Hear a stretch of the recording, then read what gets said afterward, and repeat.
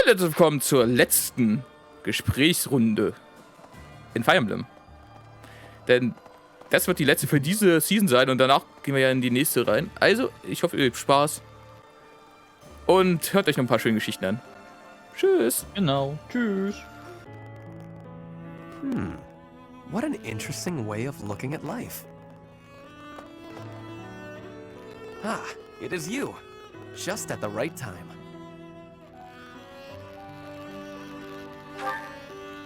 Oh, is it nighttime already?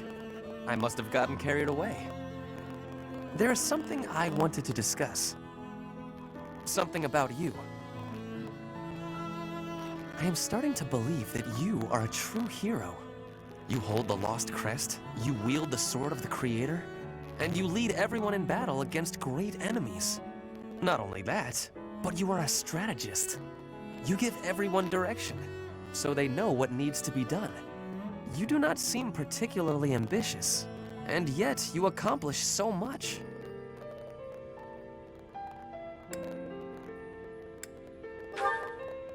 I am not exaggerating. Everything I said is true. I have been reading about the history of Fargus, you know. The kingdom's founder, Lug, the king of lions, had two advisors. One of them was Pan, the undesiring strategist. According to historical records, Pan wanted nothing for himself. He devoted himself entirely to Lug. He had tremendous power, but he never seemed concerned about his legacy. So in the old chronicles, there is hardly any mention of Pan's deeds. All that we know is that he helped Lug, his friend and leader.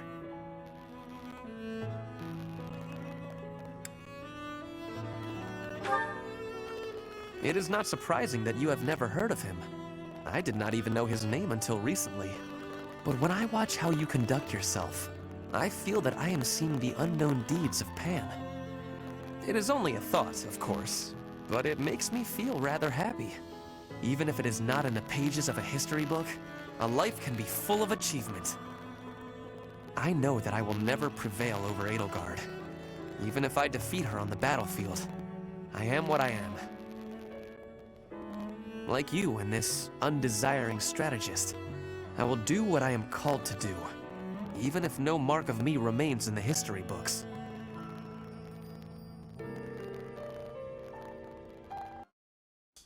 Do you have a minute, Professor? I gotta talk to you. I've been thinking a lot about those brigands with the scorpion tattoos, and I realized something. I mean, I'll feel better if I get this off my chest, right? Okay, listen. I can't deny who I am. I know you were right 5 years ago when you told me not to chase after that suspicious guy. But I still can't get over the possibility that he might have hurt those kids. I would have regretted not stopping him for the rest of my life. There's no way I could forgive myself. It sounds awful to say, but the safety of those kids is more important to me than the knights we lost. I'm sorry, Professor, but I can't promise that I won't disobey your orders in the future. I know. It's too big a risk to keep me around. I won't cause a fuss. I'll just pack my bags and... Wait, what? I guess so. You're really okay with me sticking around? Even if I might not always follow orders? People could get hurt if you let me keep doing things my way.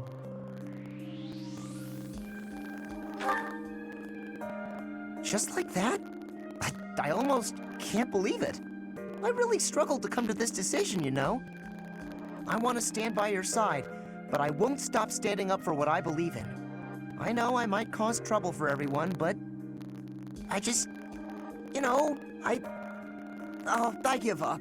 I've got nothing else to say. I should have just kept my mouth shut. Yeah, I know. Thanks, Professor. Thanks for accepting me for who I am. I'm glad I get to keep fighting by your side.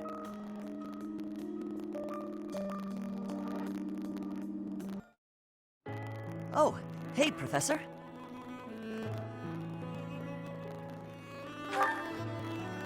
Actually, I ran into that thief while I was shopping just now. maybe you don't remember. It's been quite a while.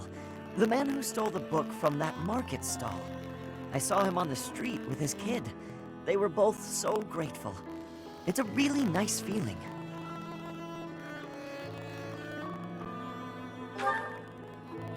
Yeah, but it did seem like they were still having trouble getting by. I guess what you said to me back then was right. My actions didn't really solve the problem. I can't help everyone no matter how much I try. If I had the money or power, maybe, but I don't.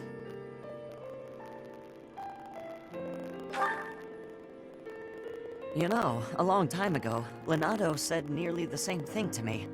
I think it was when I tried to look after the horses all on my own. I really messed that up. He said, "You're not quite ready for this yet, but there's no need to rush." I know I can't help very many people right now, but I think doing what I can for those I see in front of me is still worthwhile. I have to believe that, at least.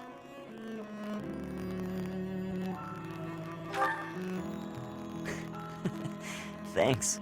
That's reassuring to hear. What about you, Professor? Has anything been troubling you lately? I'd be happy to help, as long as it's not looking after horses. You might not want to trust me with that.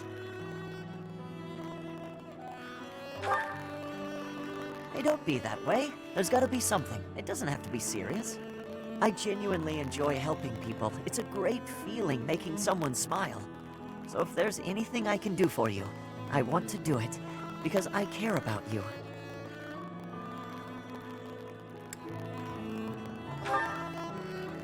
You think so? It's just what anyone would do, really. So what'll it be? How can I help?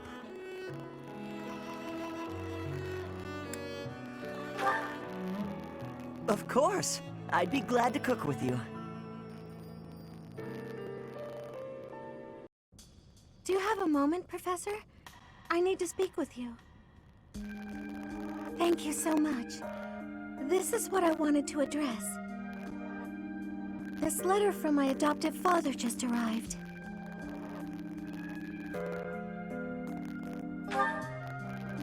Oh, have I not mentioned him? He's the reason I first came to the Officers' Academy. He's also the one who dragged me from the church where I was living, just so he could use my crest. My crest does not yet belong to a house, so he plans to use it as leverage to marry into the nobility. He's a very greedy man who was a roving merchant before adopting me, but now he's in the capital. This letter says that he's finally arranged to marry me off to a wealthy noble. I know he's just thinking of himself, but can't he see that this isn't a priority when we're at war?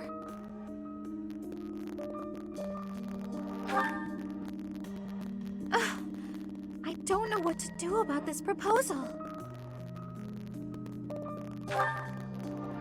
I can't see any way around it, so I fear that I must. I just don't want to let go of the life that I've made for myself. I know it's not what my heart wants, but I don't have the strength to say no. I believe I've mentioned this before, but I want to work in service of the church. Well, I suppose it doesn't necessarily have to be the church, but I want to help those in need. If I were to marry a noble, I think it would be difficult to realize that dream.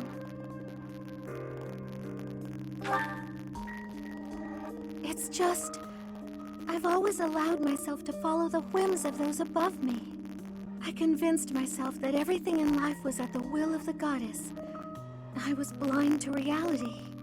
I believed it was her will to both pull me from the church and guide me to the Officers' Academy. The decision to enter this war was the first time I acted of my own free will. My adoptive father opposed this decision, but I somehow managed to convince him. Still, I couldn't free myself of him completely. This letter is proof of that. It's not that I'm scared of him, but there is something that worries me.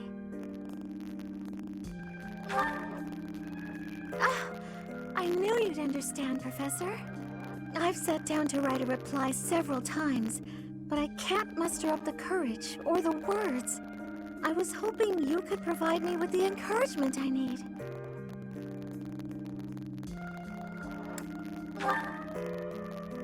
That's a very good point.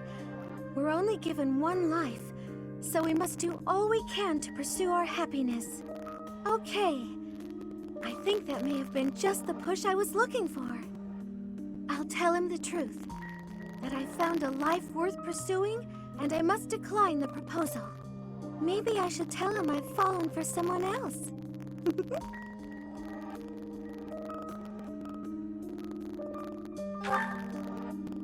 Why, it's you, Professor. Isn't that obvious?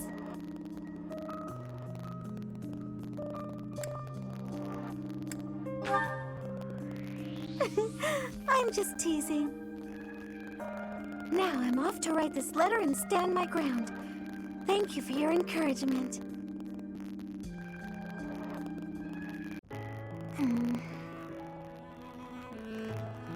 Oh, hi, Professor.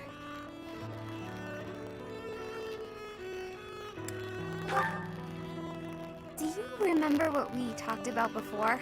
About doing my best to not do my best?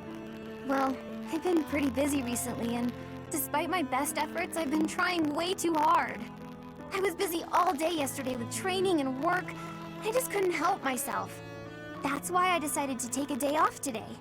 It's just, now that I have a day off, I don't know what to do with myself. Please, you have to help me. What should I do?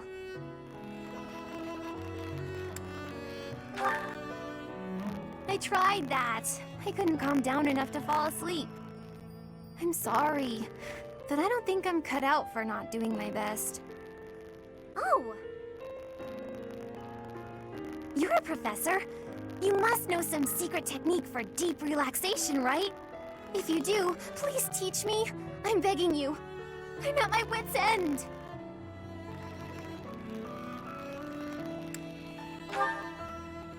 Got it. I'll try that right now. This candy is so sweet and delicious, and it goes so well with piping hot tea. Ooh, and speaking of the tea, your brewing skills are incredible. I'd love to be able to make such nice tea, but...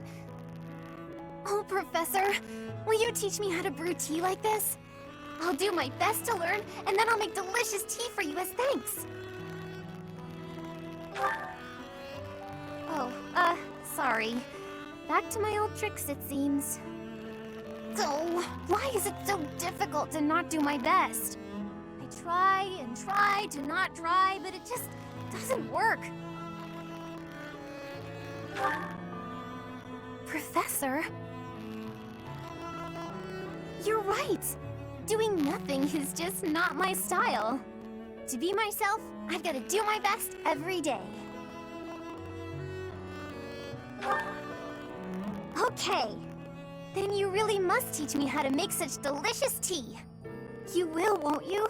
Please. Oh, and also, well, thank you. You've listened to me and helped me face my troubles. Now I feel like I can talk to you about anything. Honestly, I wish we could go on drinking tea like this forever. Apologies for bothering you so late. I just really wanted to speak with you. Thank you. You see, I've been feeling conflicted about my future. It may seem petty to worry about such things in the middle of a war like this. This isn't something I open up about with many people. Feeling such a sense of inner turmoil while a war rages on, and others are fighting with all they have, well, it feels a little selfish. The truth is, I've wanted to be a knight ever since I was a small child. Not just any knight, like one you might find serving within the castle guard, but a true knight, one serving a master. However, my father has always had different plans for me. He wants me to marry for the benefit of the Galatea family.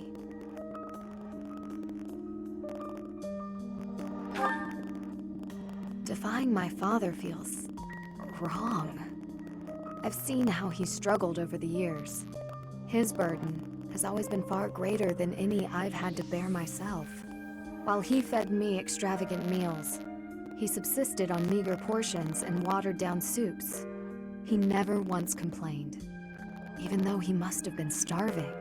Knowing his sacrifices, I've never been able to tell him of my dream of becoming a knight. Although ultimately, I find myself betraying his wishes. Now that I've parted ways with my father, there is nothing to stop me from pursuing my dream. But even if I do become a knight, I feel an unease deep within me. I fear I will never escape this guilt I carry, that I have shunned my duty as a noble.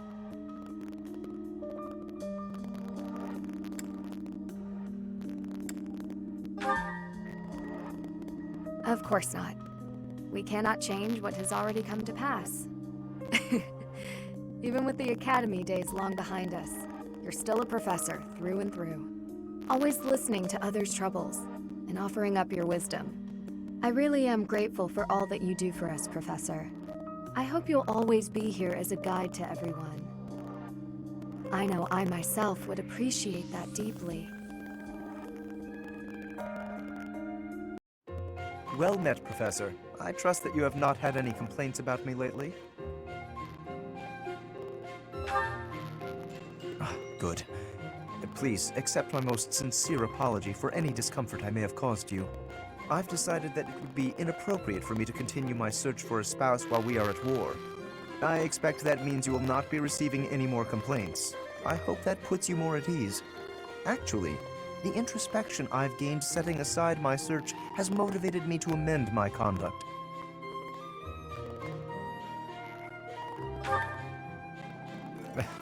Not the phrasing I'd choose, but you're not wrong.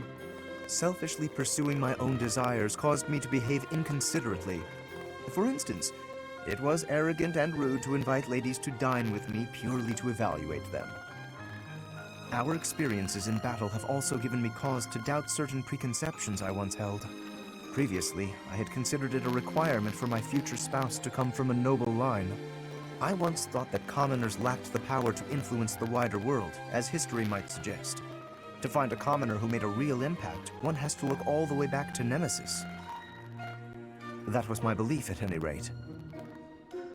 But I realized that I've actually had an influential commoner right in front of me all along.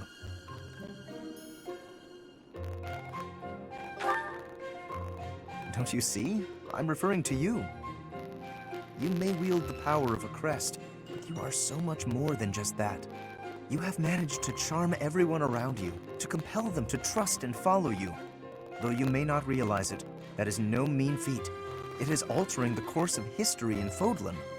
Your example puts my prior beliefs to shame.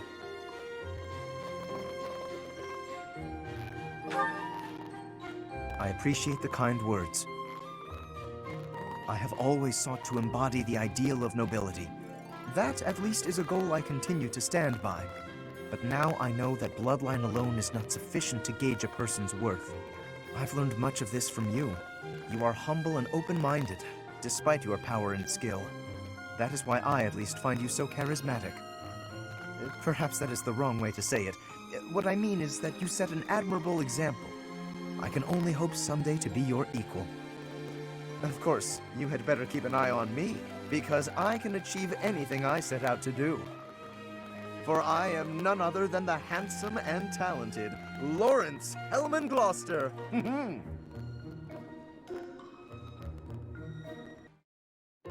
How incredible. What a striking color. Ah, Professor, look at this stone. Such a brilliant blue. You don't normally find stones like this around here. I ought to grind it down. I wonder if it would still be the same color. So make pigment for my art. Good supplies don't come cheap. I prefer to make my own. Blue is especially expensive. How fortunate that I chanced upon this remarkable blueness. Oh, I'm sorry. There I go again, blathering on and on about painting. Oh, yes. But I know that I can get rather caught up in it, and, enthusiastic. You know, Professor, no matter how impassioned I become about my art, you never hold it against me. One could argue that I'm better off preparing for our next battle. I am becoming a knight.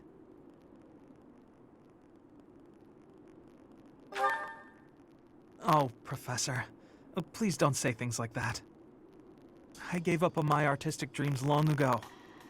To support my family, I will be a knight. That's that. No. I know it's the right thing to do. I'll continue with my art as a hobby. I don't think I could ever give it up. When I see something beautiful, I can't suppress the urge to paint it. I don't have a choice. And if my art can bring happiness to even one person, that's good enough for me.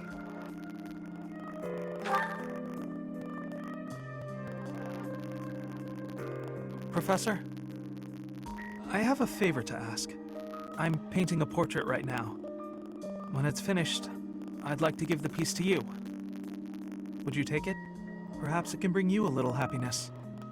That will have made the effort well worth it. Oh, excellent! Is that a promise? Because I'm really going to put my heart in it. That is, I'm going to enjoy partaking in this casual hobby of mine. Dear Goddess, I ask for guidance.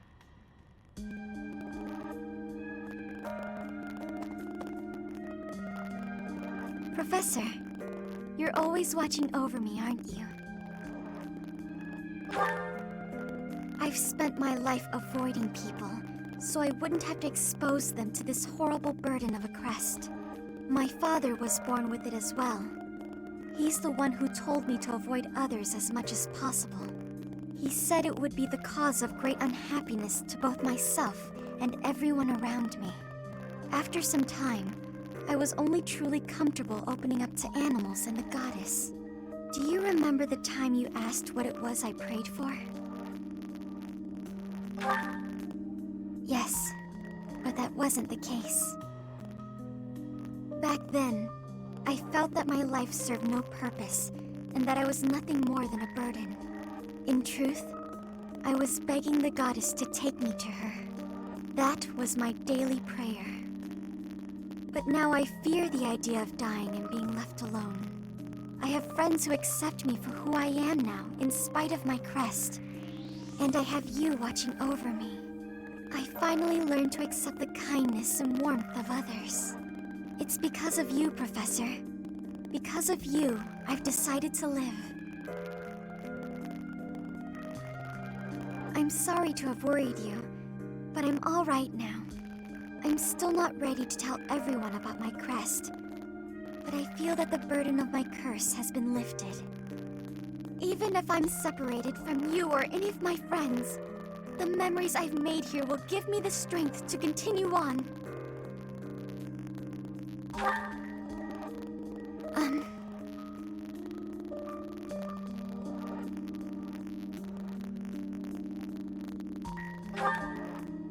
Oh, I'm sure I'll have the strength to move forward if we're together.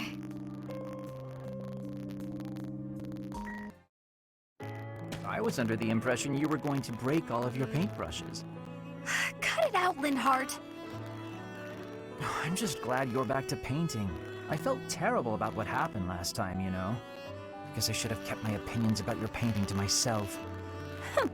Maybe you should have.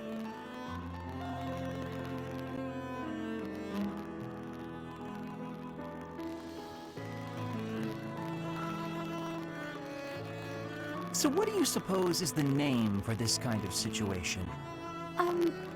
What situation?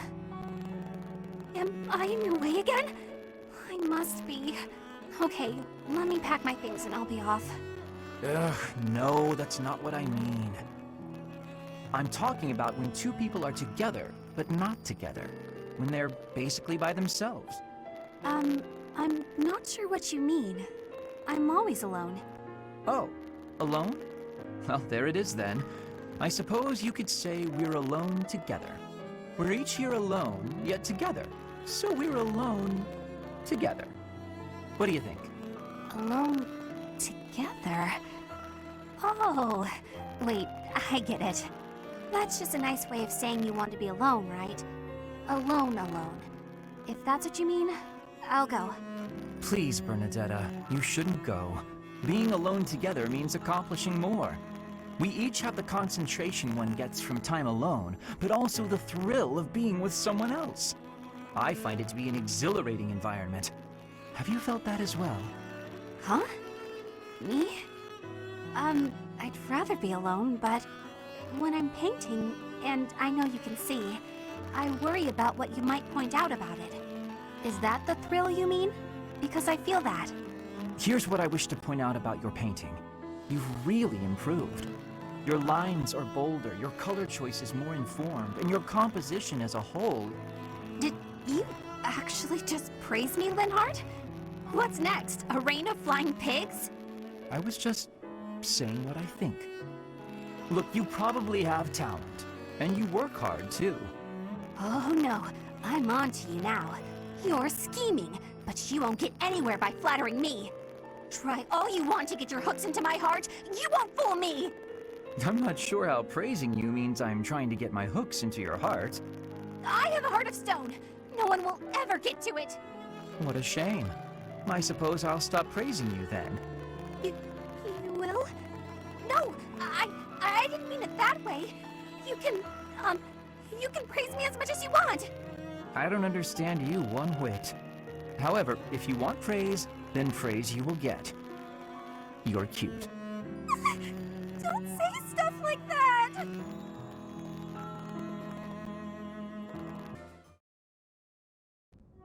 There you are, Lysithia. I've been looking for you. So, I have a hypothesis about your crests. I know you're the one who sent me that anonymous letter. There are things we must discuss. Ugh, it sounded like some bizarre love letter. What? No, of course not. However, I wonder what you would have done if it was.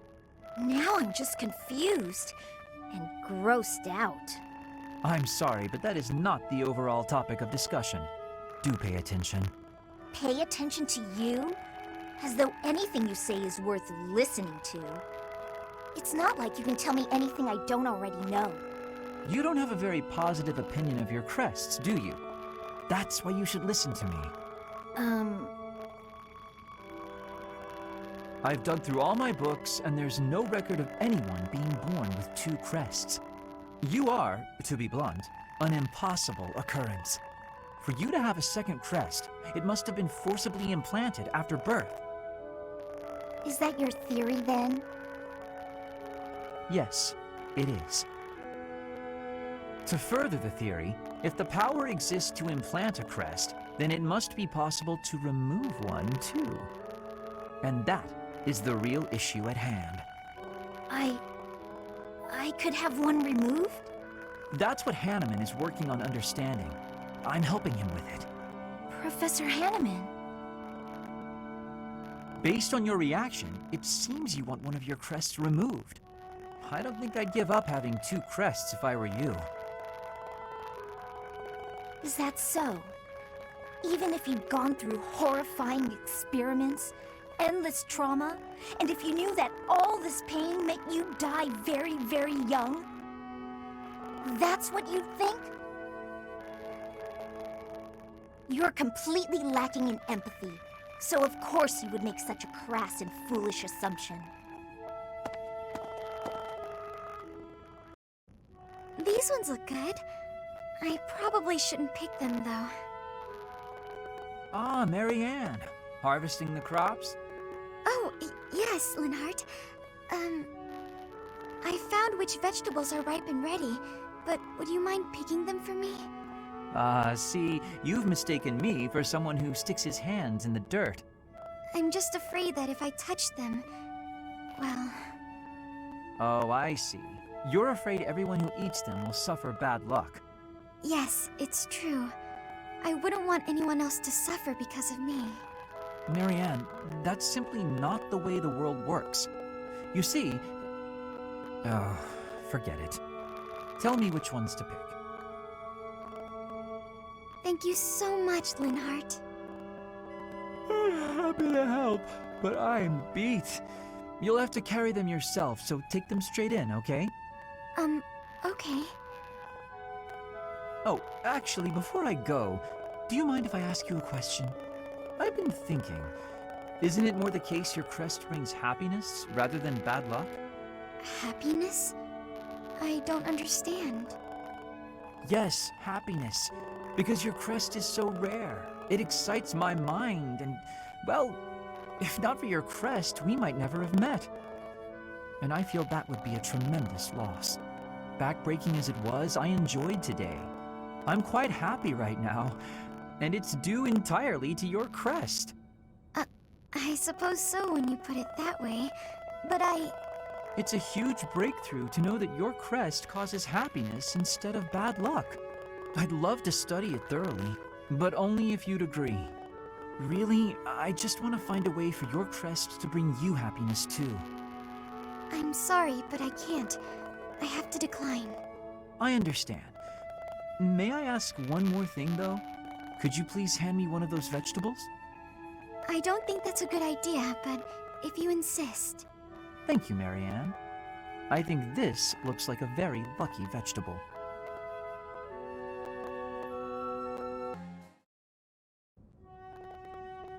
Reading anything interesting? Oh, good day, Linhart. At the moment, I'm simply browsing history books. Reading these, it's easy to imagine what it would feel like to exist long ago. Fodlan's history spans thousands of years. We're lucky to have so many detailed records of our past. I have knowledge of how people lived, who they loved, what wars they fought, and why. But I'd never describe it as feeling like I was living in the past. And why not? It's only a figure of speech. About our shared crests. Goodness, this again? There's an experiment I wish to attempt, although it might prove to be a bit troublesome. A troublesome experiment? You know I do not like pain. Pain? No, there won't... Well, I'm unsure of the results, but that's why they call it an experiment. It would, of course, require that you and I get married. I beg your pardon? Yes. If bearers of major and minor Cethlean crests reproduce, what crest would the offspring possess, if any? I must know, and thought the question might pique your interest as well. Are you actually speaking about a hypothetical future with me? Involving children? Yes. Such parentage has never been documented. A whole new field of research awaits. It would be a worthy experiment, and we'd need only 5 or so children for a good sample size. Do you mind going back to what you mentioned earlier? Pardon? Which part? The part about marrying and having children! I've always believed, rather firmly, that marriage is something between two people who love one another. I like you well enough to advance a field of study to previously unknown heights. How do you feel? This is the first I've heard of such a thing from you. Do you imagine I've spent all this time talking to you because I was bored? Anyway, I'm pretty worn out now, so let's continue this conversation another time, yes? Does conversing with me tire you out so much? Talking to anybody tires me out. Thinking, putting thoughts into words, opening my mouth, all tiring. Do give some thought to my proposal.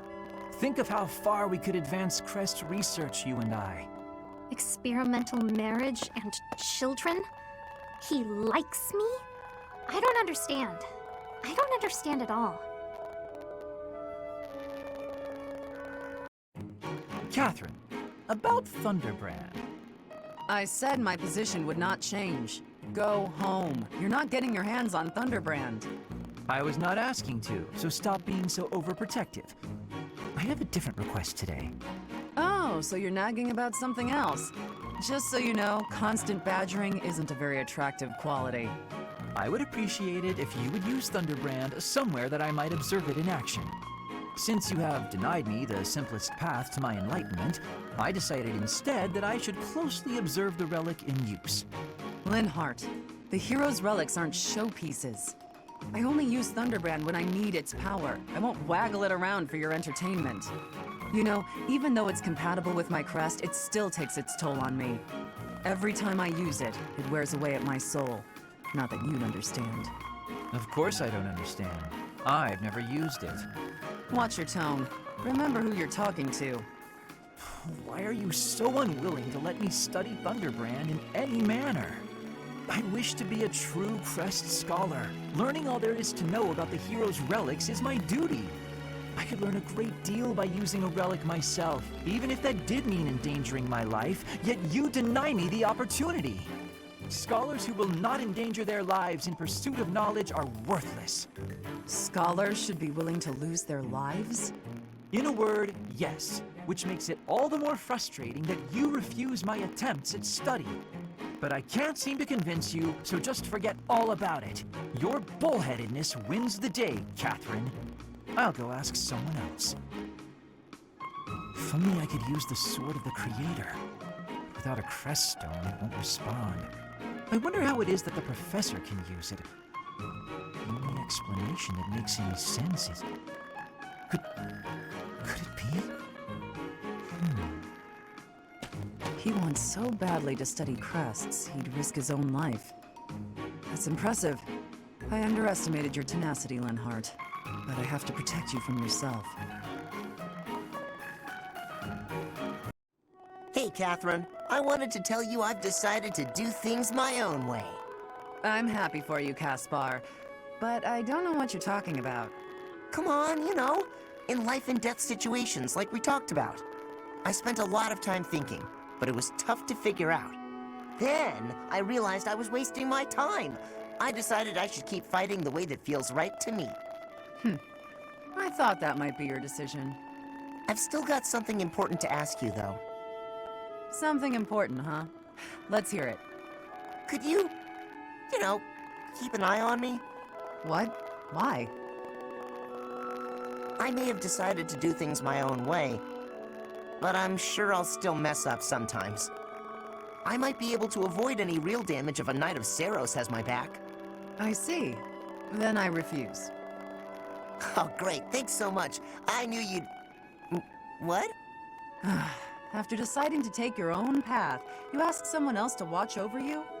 It's like you can't think for yourself. Your simple-mindedness is kind of charming, but still. I really thought you'd say yes. Now what am I supposed to do? I don't know. I'm not your babysitter. You want someone to watch after you? Become the type of man people can't look away from. You.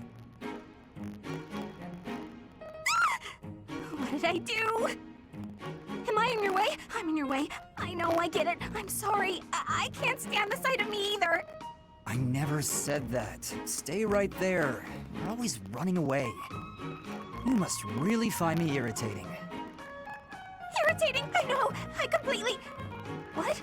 No, I mean, I know I'm irritating, but... Huh? Stop. Do you remember when you came up behind me and knocked the sword from my hands? I need you to teach me that technique. Sword? Teach? Technique? That's a joke, right? Because that's just about the most ridiculous thing I've ever heard. Maybe so, but I saw you do it.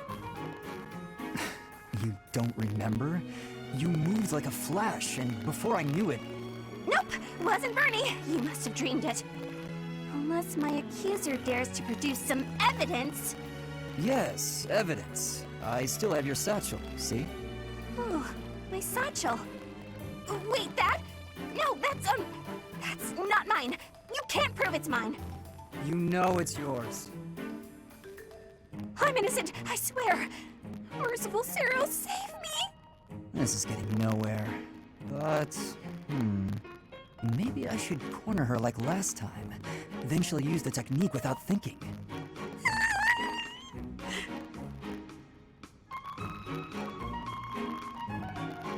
Never mind. I'm done here. Lies!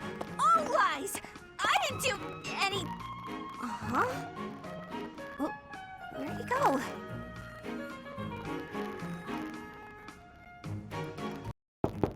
Bernadetta, please come out of your room. You've been in there for ages. You need to train. No. Sorry, not happening. I'm not playing around, Bernadetta. This training is absolutely crucial to the war. I don't care. I can't handle it today. Please leave. Why did you come here? Why did I come here? I didn't choose to join the academy. I was forced. Then more stuff happened, and I didn't have a say in any of it. So, here I am. Somehow.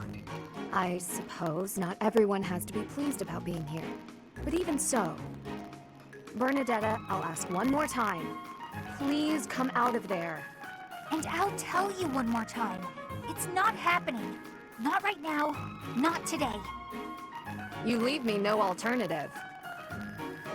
If you're near the door, you'd better step away. My door! Why? Now hurry along, Bernadetta. You've got lots of training to catch up on. Spare me! I'll train! Just not with you. Anyone but you, please. Is that so?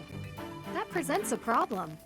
I know we are two very different people, but whether or not you like me, we are on the same side and must learn to work together. It's not about any of that! If this is how you treat people on your own side, what do you do to your enemies? Don't ask questions you don't want answers to. I did what was necessary to get you to comply. Nothing more.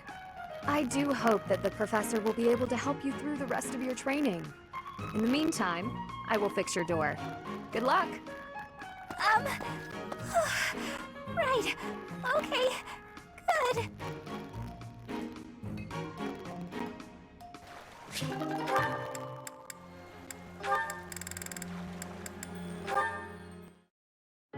Hi, Raphael. Lovely weather today, isn't it? Sure is. Staring up at the sky on a clear day always reminds me of my hometown. What was it like there? Let's see. Well, it's a real calm and peaceful place. Big, clear skies, too. Just like this. It's full of friendly people and delicious food. Talking about it makes me want to go back. Yeah, it's a shame we're stuck fighting in this war. Right? I wonder what my little sis is up to. She's probably grown so much by now. I haven't seen her since I came back to Garrick Mach. She probably wouldn't even recognize me anymore. I'll bet she would. How could she possibly forget such a such a terrific big brother? There's no way. You really think so? That's a relief. All this relief's making me hungry. Want to head to the dining hall? Oh, actually, we can eat here. I cooked something up for us today. Oh yeah? I won't say no to that. I heard you really like meat, so, here you go. It's my first time cooking something like this. I can at least guarantee it isn't poisoned. Meat? That's my favorite! I'd probably eat it even if it was poisoned. Is it, good? That was amazing! Really? You like it? So tender, so juicy, so full of flavor. It was practically falling off the bone. The flavor was so rich and sweet. Wait, how can meat be sweet? Is sweet bad? I thought it was pretty tasty myself. No. It was delicious. I couldn't believe it. I'd eat more fruits and vegetables if they were this good. If all food tasted like this, I just don't know what I'd do with myself. Well, if you like it, I wouldn't mind, making more. Whenever you want, really. Really? That would be great. We gotta get this war over with so you can have more time to cook. You know, I'd actually like that.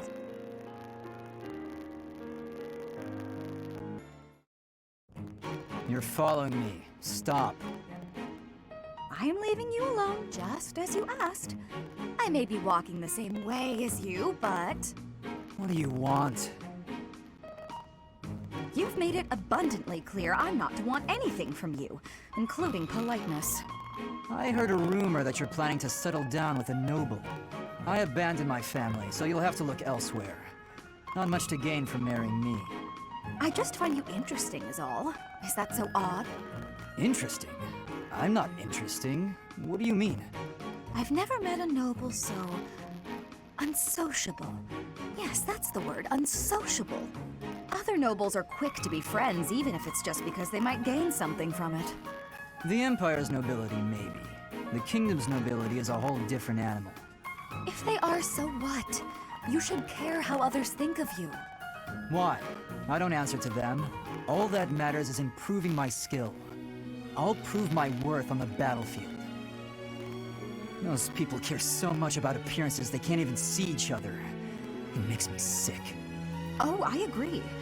What's important isn't how someone looks, it's their true nature. I don't pretend to know your true nature. I don't even have a very good understanding of my own. But I suppose you see mine just fine, don't you? Just a silly girl with no thoughts in her head except for marrying a noble. Yes? Goodbye, Felix.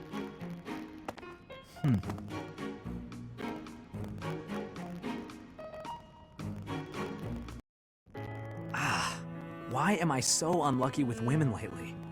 Oh, Sylvain, what's that face for? Have you been dumped again? Isn't there an unwritten rule you shouldn't ask someone that? I'm sorry. I thought you didn't mind being dumped. So your love life can get you down sometimes after all. Who knew? I'm sad every time I break up with someone. It's just, I usually try to be the one doing the breaking up. I've never had a hard time with girls. Ever. Not until recently. But now when I think about it, I wonder what any of them even liked about me. It's not as if any of them knew much about me. I don't get it. Isn't that what a relationship is for? Learning about someone else? You can't know it all right at the start. I asked you before if you would have invited me out if I was a peasant. You did ask me that, yes. That was wrong of me to say. It's not an excuse, but I'm always so suspicious. I'm a nobleman with a crest. The marriage proposals don't stop coming. Everybody wants me. Except, they don't actually want me at all. They want my bloodline. Within my family and without. It's always the same story. Sometimes I think that if I didn't have a crest, no one would look at me twice. I see. And you're probably not wrong. Honestly, I've had those same sort of thoughts myself. Oh? What sort of thoughts might those be? I sang, people cheered and applauded, and when I walked off stage, I'd find the same thing every night. A mountain of presents and marriage proposals. But none of those people knew me. All they knew was the singer they saw on the stage. All they wanted was my looks and my voice. None of them even tried to get to know the real me. I'm pretty sure I've heard this somewhere.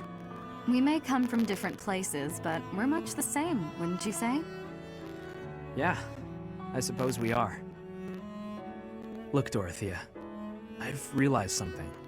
Even if you were an old grandma, I'd still flirt with you. And I'd absolutely win you over. Though, I'd much rather win you over now, and be with you until you become an old grandma. That might be the most legitimately romantic thing you've ever said, Sylvain. And I can't say I disagree. I'd rather you win me over now, too. So that I can stay by your side until you're an old grandpa. Well, before any of that, will you go to dinner with me? I'd be happy to.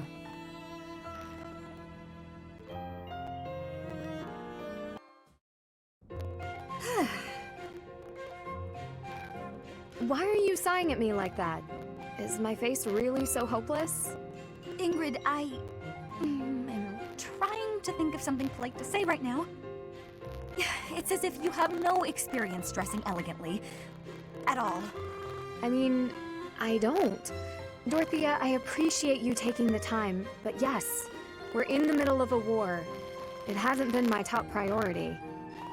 I'm sorry, I shouldn't be so hard on you.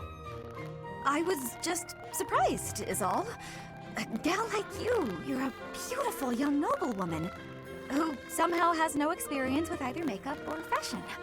This is basic stuff, Ingrid. The basics of the basics, really.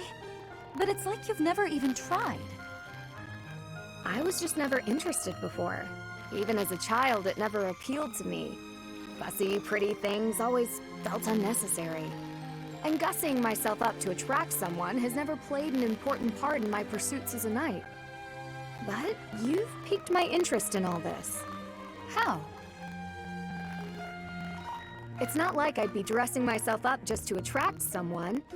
I'd be dressing up for the occasion, specifically. Even if I don't dress up any other time, a special occasion such as this is a good reason to try it out. Well, yeah. That's why we dress up when we go out. You might meet someone, and you want to look your best, don't you?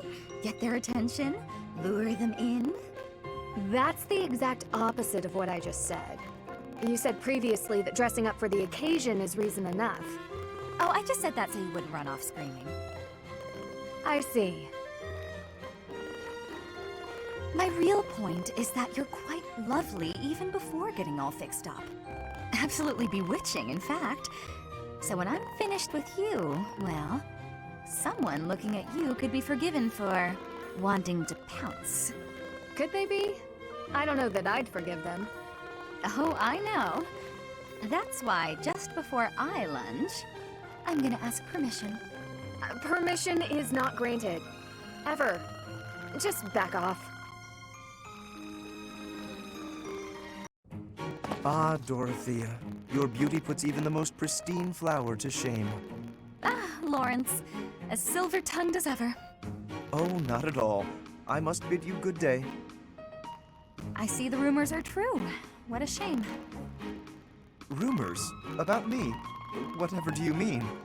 Why, that you're always ready to flirt. Unless she's a commoner. Then you'll bid her good day as quickly as possible. Like you did with me just now. Are we so unpleasant to speak to, us commoners? That is a rather pointed question, but I do happen to have an answer for you. As the heir to House Gloucester, I am in search of a bride of suitable social status. I seek to build upon the honor of my house, and to do that, I require a noble wife. I'd think you could find plenty of suitable women, even among the masses. Do not be so certain.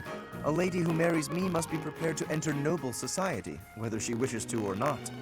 It is a complex web of etiquette and expectation, not a world one could easily step into without the proper upbringing. What's more, House Gloucester would hardly see much benefit were I to join myself to the household of a commoner. Oh, I can imagine. Well, I suppose that means any friendship between you and I is doomed as well. Isn't that a rather excessive conclusion? You want someone to birth your house's next generation. I want someone to share my life with. I'm not even an option in your eyes, and you're hardly viable in mine. However, we're all friends here, aren't we? So I suppose politeness at the very least is in order.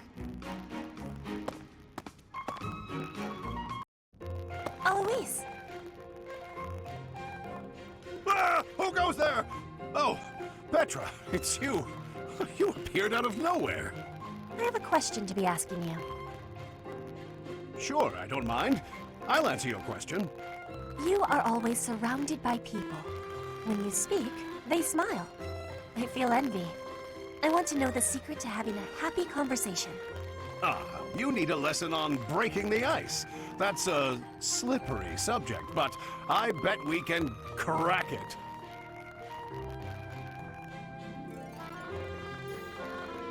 Now, let's see.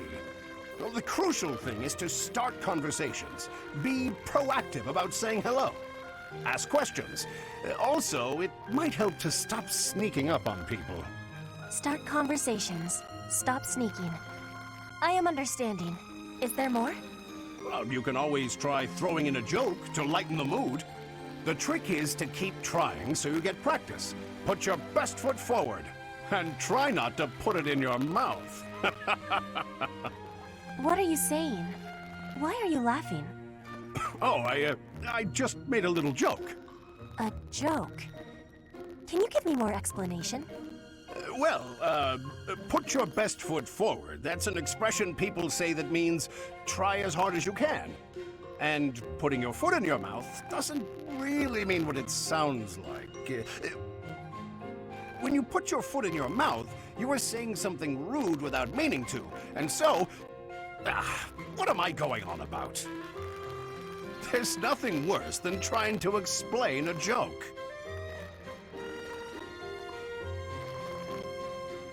Petra, you've gone awfully quiet.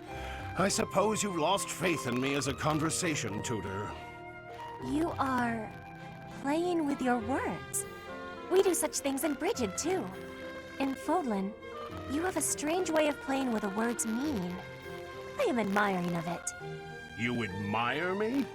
Oh, Petra, no need to say kind things out of pity. You didn't hurt my feelings. Am I hurting them? If you were sincerely complimenting me, then no. To think, you just started learning how to chit-chat, and you've already got a silver tongue. You really put your money where your mouth is. More laughing. This must be a complex technique for word playing.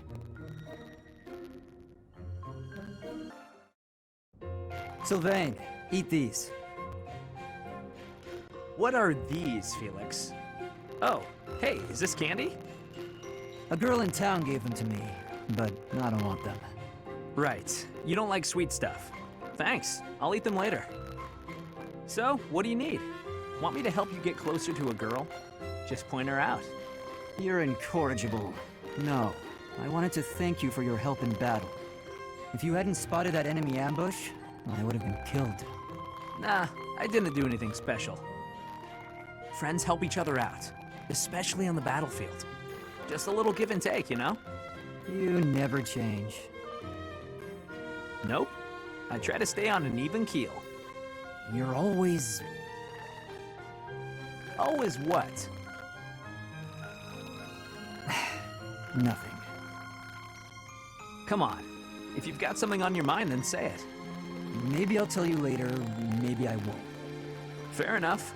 I'll be having something to eat while you're deciding whatever it is you're deciding. Actually, come with me. My treat. If you do want to talk, then I'm right there. Okay, just this once. Only because you saved my life. Free food, possible conversation, and when we're done, we can find some girls. It was a joke! Felix, I was joking. Come on, let's just go eat.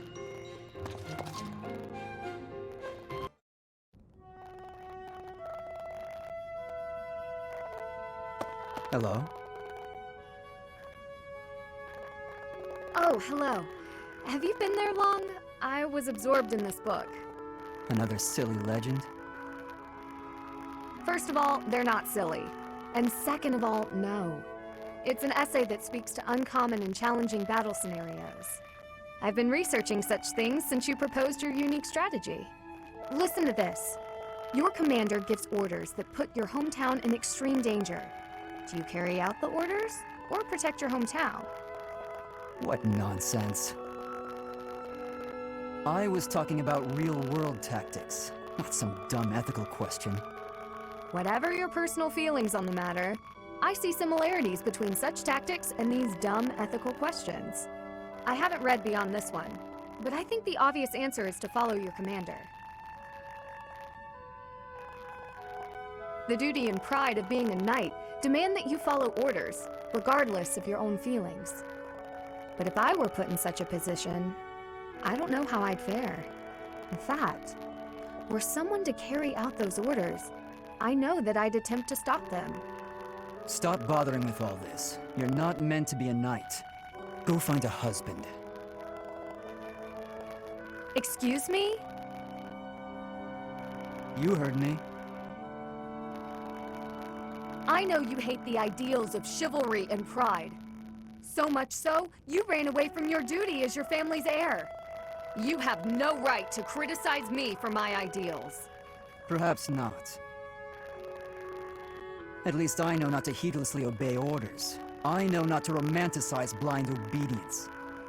My brother taught me to think for myself. Don't you dare bring Glenn into this. You're right. Forget it.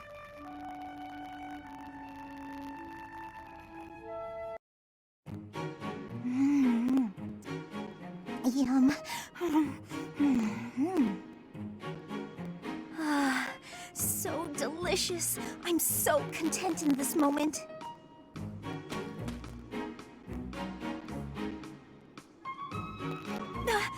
Felix!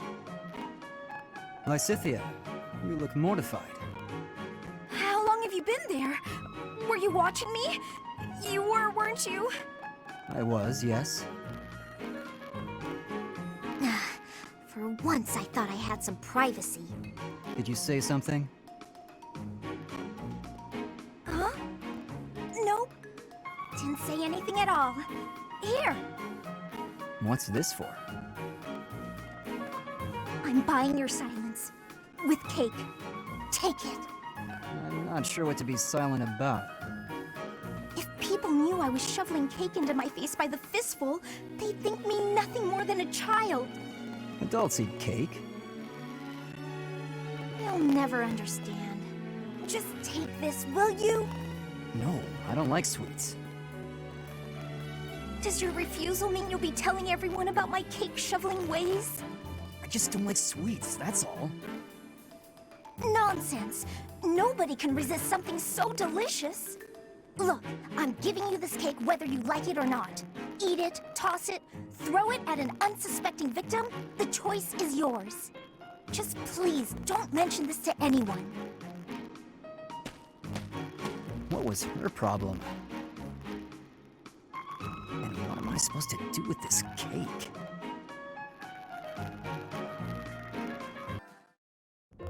Oh, Ash.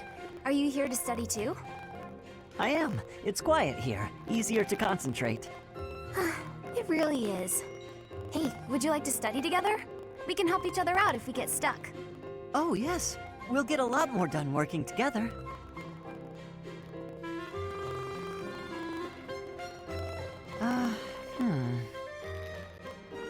What's the matter, Ash? This question's got me stumped. A ballista inside a castle is ready to fire at enemies outside. What angle should be used for the shot?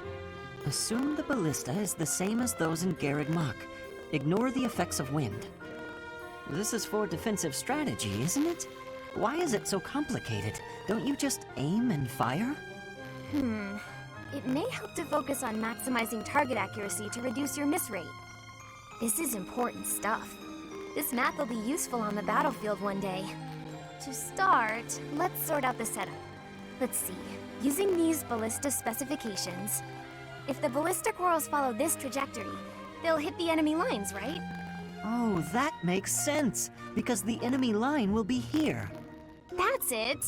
Okay, now try using that same technique and applying it to this other problem. If the walls are this high and the enemy lines are at that distance... Oh, I think I see! I knew you'd get it. Wow, I didn't expect math of all things to be useful in a siege. This is tough.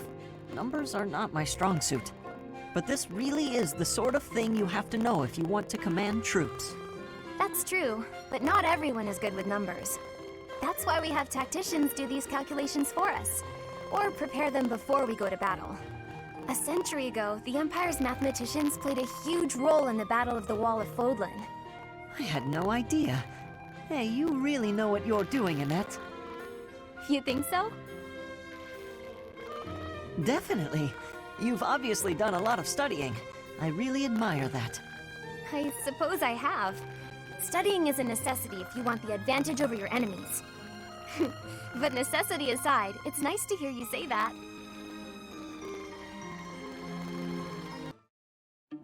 Hello, Catherine. I thought I might find you here.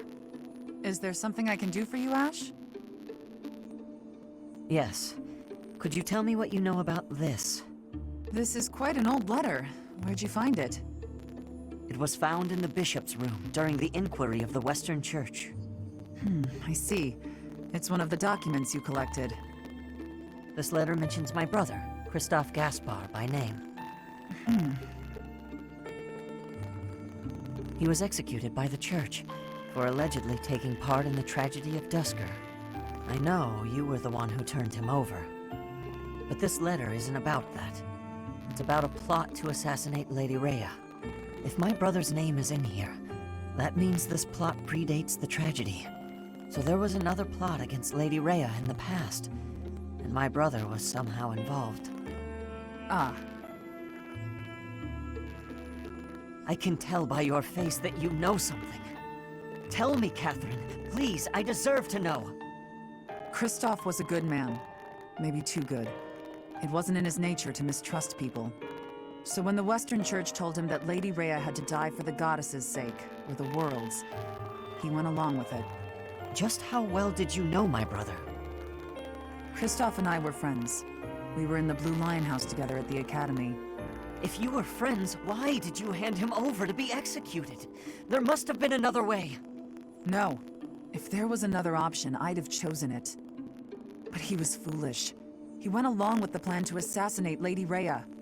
I wasn't motivated by a personal grudge. I had no choice but to turn him in. That much is true. I can't believe that my brother would try to assassinate Lady Rhea. But if he did, that means the church was lying about his involvement in the tragedy of Dusker, doesn't it? Lying is a strong word. The world was in chaos, and the church did what it had to. If people had known about the threat to Lady Rhea's life, the panic would only have worsened. So you're saying everything in this letter is true? You can choose what to believe. All I know is I let him die, and that's something I can never change. Now, if you'll excuse me. Catherine, wait! Please!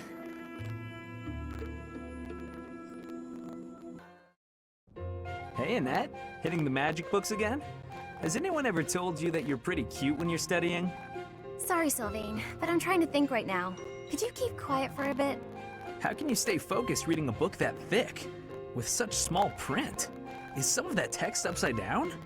If I use the formula in this line here, the magical energy should... No, that's not right. You're even cuter when you're working through a difficult problem. Sylvain, I'm serious. Please be quiet. Hang on. Look at the third line. You've got the formula wrong. I said the... Oh, you're right. How did you know that? Well, I mean, it's written right there. Most people wouldn't be able to grasp this formula just by glancing at it. Have you read this book before? Nope, this is the first time. Okay, now that I look at it...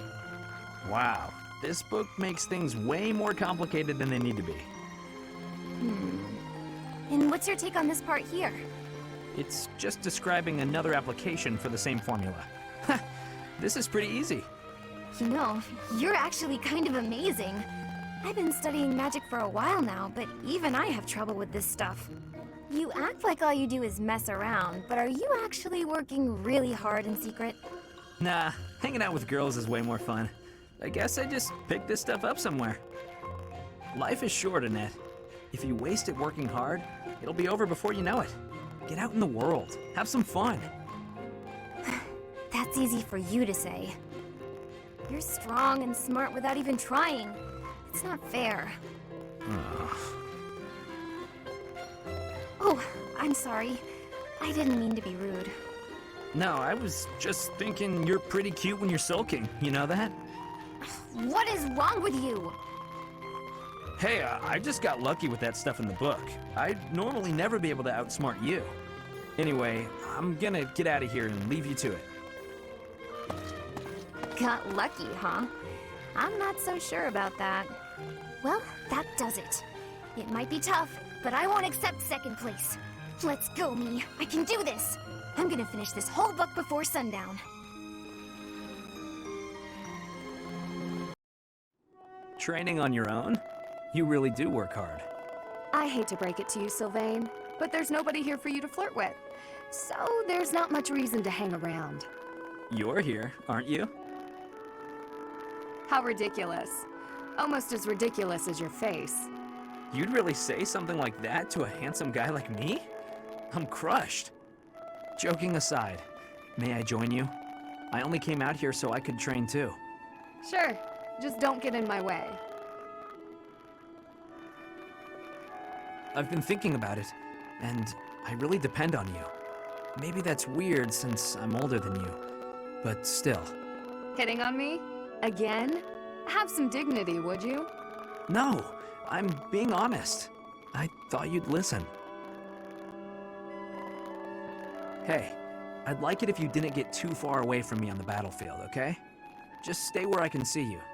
I'll stay as long as I can. You're useless without me, after all. What?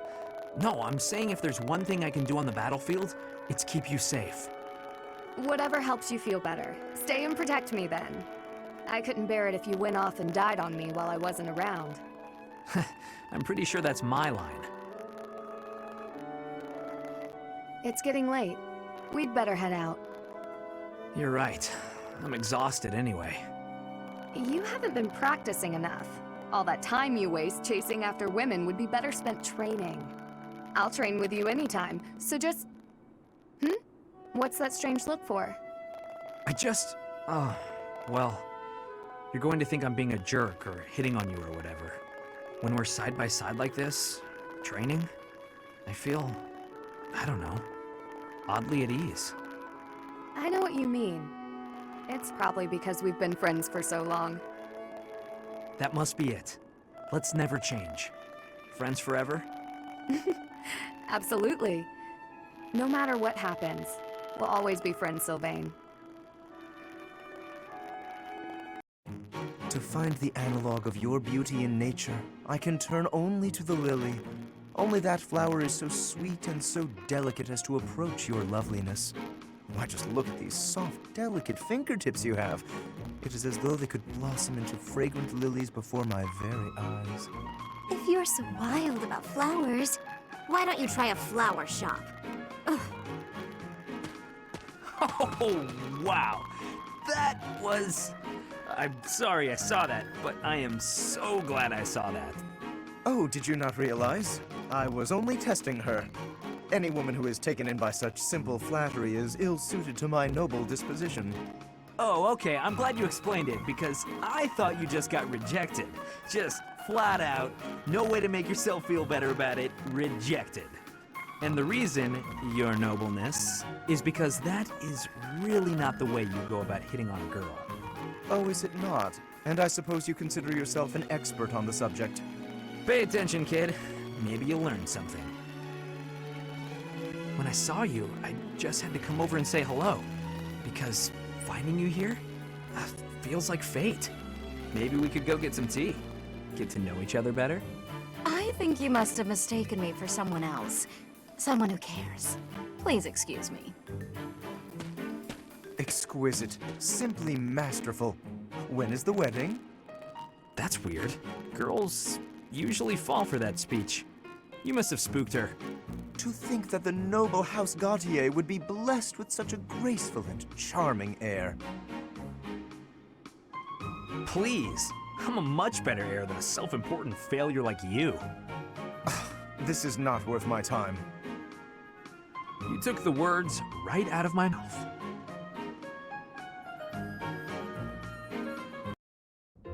Sylvain, I've been looking for you. Do you have a moment? Hey, Lysithia. I was about to grab some food. Would you like to come along? Actually, yes. That sounds fine. Great. Let's go. The dining hall isn't exactly relaxing, is it? If there's a next time, I'll take you somewhere with a much better atmosphere. I don't really care about the atmosphere. I just wanted to apologize. Nah, I get why you told me off. There's nothing you need to apologize for. Can you just shut your mouth and listen for once? Here's something you may have already picked up on. I very much dislike being treated like a child. I've worked very hard to be where I am now, and such treatment makes it feel like all of that work is being ignored. But I think you're a genius, and you work harder than I ever did. When I was your age... Yes, you already told me all of this. Back then, you were just as devoted to goofing off as you are now. Ah, so I already told you that. What a perfect memory you have. And there it is. You're always so quick to flatter every woman you come across. I knew that, and yet I never thought you would direct your antics at me. Look, I'm sorry, okay? I know how hard you work, and I really wasn't trying to upset you. I just wanted to chat. I do not mind that you wished to chat with me. In fact, you might even say I was happy about it. Just a bit. Seriously? It sure didn't seem that way. Well, it's true. Your behavior is maddening. But in retrospect, I realize that was you treating me as you do all women, rather than like a child. I wasn't thinking about it like that at the time, and so I snapped at you. I could have perhaps approached the matter with a tad more maturity. Therefore, I would like to apologize. An apology? That is not how these conversations usually turn out. There's no need for that, though. Really, you'll make me blush and keep this up. Listen, Lysithea, I want you to know that I meant every word, even if sincerity is difficult for me. You're as lovely as you are clever, and you have this strange charm about you. That's what I really honestly think. There you go again with your false flattery. I swear to you, it isn't false at all. And it's not flattery if it's the truth. Say what you will, you're still gonna have to earn my trust. Just this once, I'll cut you some slack. Don't get used to it. It's not like I can change who you are as a person. Sweet and tolerant. You never cease to amaze. I'll leave you with this. Don't say things you don't mean. It makes it impossible to tell the lies from the truth. Don't come crying to me if you carry on as you have and end up with no friends. I have to say, Lysithea, your harshness is one of those things I find so charming about you. You are exhausting. I guess the positivity is okay, though. Hello, Marianne.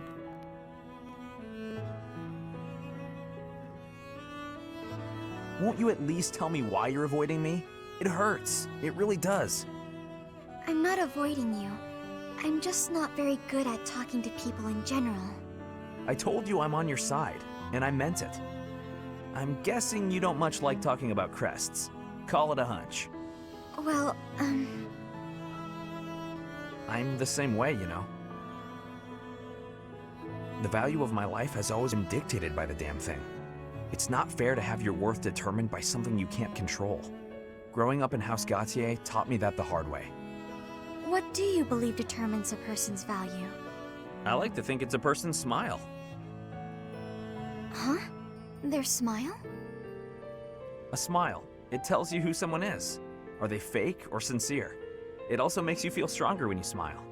My smile helps me focus and set free all of that power I never asked for. I wonder. Try it out, Marianne. Be strong-willed and put everything you've got in your smile. Smile. Be strong-willed. How's this? Yeesh, that's a terrific first try. If a bit stiff, lift the corners of your lips just a bit. Oh, I know. Try saying cheese. Cheese? Hey, that was good. It might feel a bit unnatural, but you'll get used to it soon enough. Cheese. Are you sure this will make me stronger? Guaranteed. It's a great smile, you know? Let's go to town and show it off. If you lift your eyes from the ground, you'll see that the world has all sorts of amazing things to offer. The more you realize that, the more you'll smile. I'll think about it. Please, don't let me pressure you. If you don't want to go, I understand. It's not that I don't like going into town. I'm just eager to get back to my room. I want to go practice my smile. If I keep practicing, maybe someday I'll be ready to go into town with you. Oh yeah? That sounds great. I can't wait to see your best smile.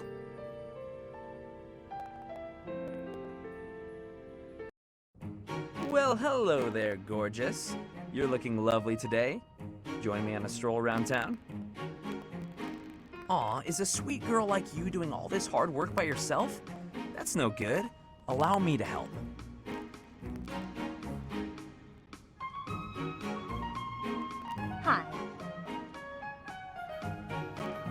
Hey, Leonie. Sorry, but I'm kind of in a hurry right now. Hey! Get back here! Whoa, no need to yell. Do you need something? You chat up all the girls like that, don't you? What a terrible thing to say. I see a girl, I figure it would be rude just to pass her by without at least a wink or a nice word. But you knew that, so I'm going to get going now. See you, Leonie. Wait, now hold on. How come it's not rude for you to just pass me by? Me? Pass who now? Look at me. I'm a girl, you know. Oh, I see. A girl. You're a girl. Huh. Sorry. I know it's true in theory, but it looks like my brain just didn't want to accept it. But you're correct. You are a beautiful girl in your own right. Yes, that is a statement with which I agree. I am ever so terribly sorry for being so rude, my lady. How can I ever make this up to you? Yeah, hang on, back up. Don't get the wrong idea. Seriously, I feel just dreadful about how I acted. This is the first time I've done anything like this. It's shocking that I'm capable of such low behavior. Even if you are a somewhat crude, spirited girl, that doesn't excuse my... What did you just call me? Right, of course. I'm sorry. I can't believe I was so thoughtless. Hey! Acting pitiful won't get you anywhere. I won't just forget about this, you know.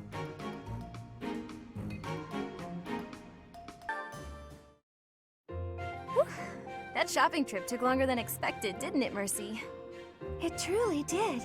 You bought just about everything in the place. You're so good at deciding the best thing to buy. I sort of wanted it all. I mean, not that I was excessive. I think you bought just about as much as I did. Oh, really? The number of bags you're carrying says otherwise. What? That's... Oh, fine. You got me. I was just having too much fun. I love shopping with you, Mercy. It was fun. It's nice going into town without having to run errands for once. Isn't it? And I'm pretty confident the professor will forgive our little detour.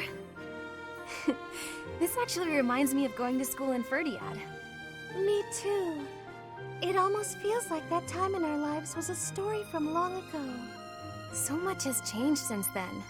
Oh, but there's at least one thing that hasn't changed. Me and you, right? We're the same old friends we always were. That's just what I was about to say. I've known you so long I can always guess. Mercy, we'll stay friends like this forever, won't we? Is something wrong? You sound worried. Since our time in the capital, so much has happened. We've had to make new lives for ourselves, and we've seen at least as many hard times as good. If things keep changing like this, I wonder if we'll be able to stay the same people we are now. I wonder that too. I don't think everything in the future will be perfect, but it's us. So I'm sure we'll figure it out together, right? How did you know what I was going to say? Oh, Mercy, I can always guess what you're gonna say. Oh, it's getting late. We better hurry back before the professor gets angry. You're right. Run, Mercy! What? Wait for me, Annie. You know I'm not as fast as you. Run!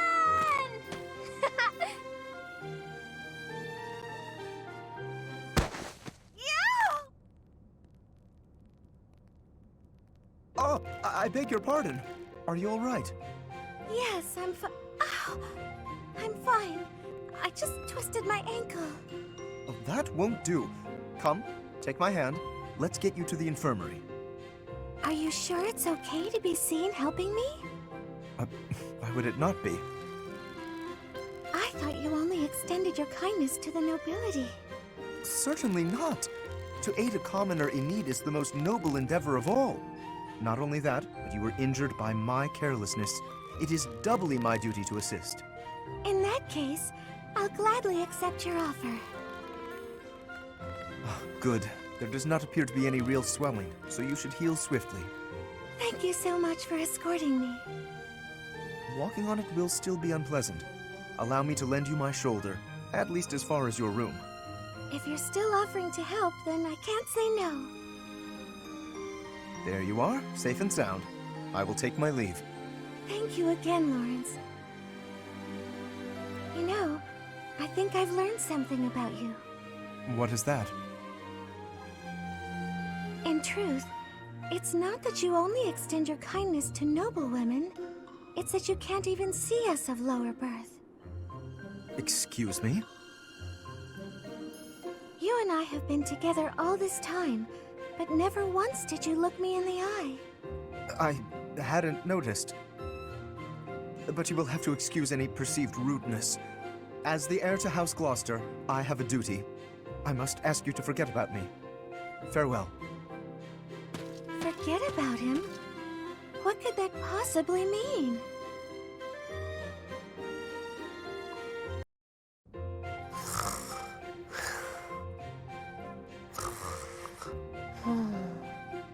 What's this? Well, if it isn't Cyril. How did he manage to fall asleep here? The warmth must have put him right down. He looks so cute when he's napping. I'll just keep reading. No need to disturb him.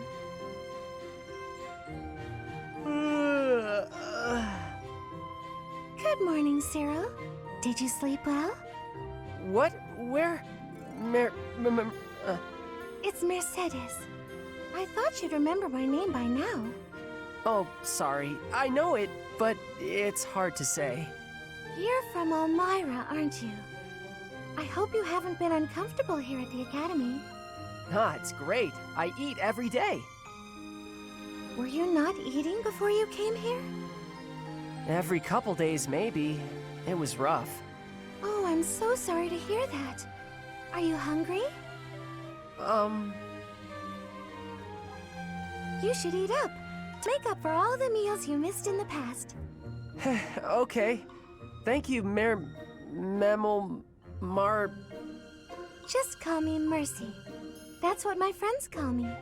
Mercy. Mercy. Hey! Thanks, Mercy. Well, I had a good sleep, but there's work to do now. See ya. It doesn't seem like he has very many friends here. It's troubling, but I probably shouldn't pry.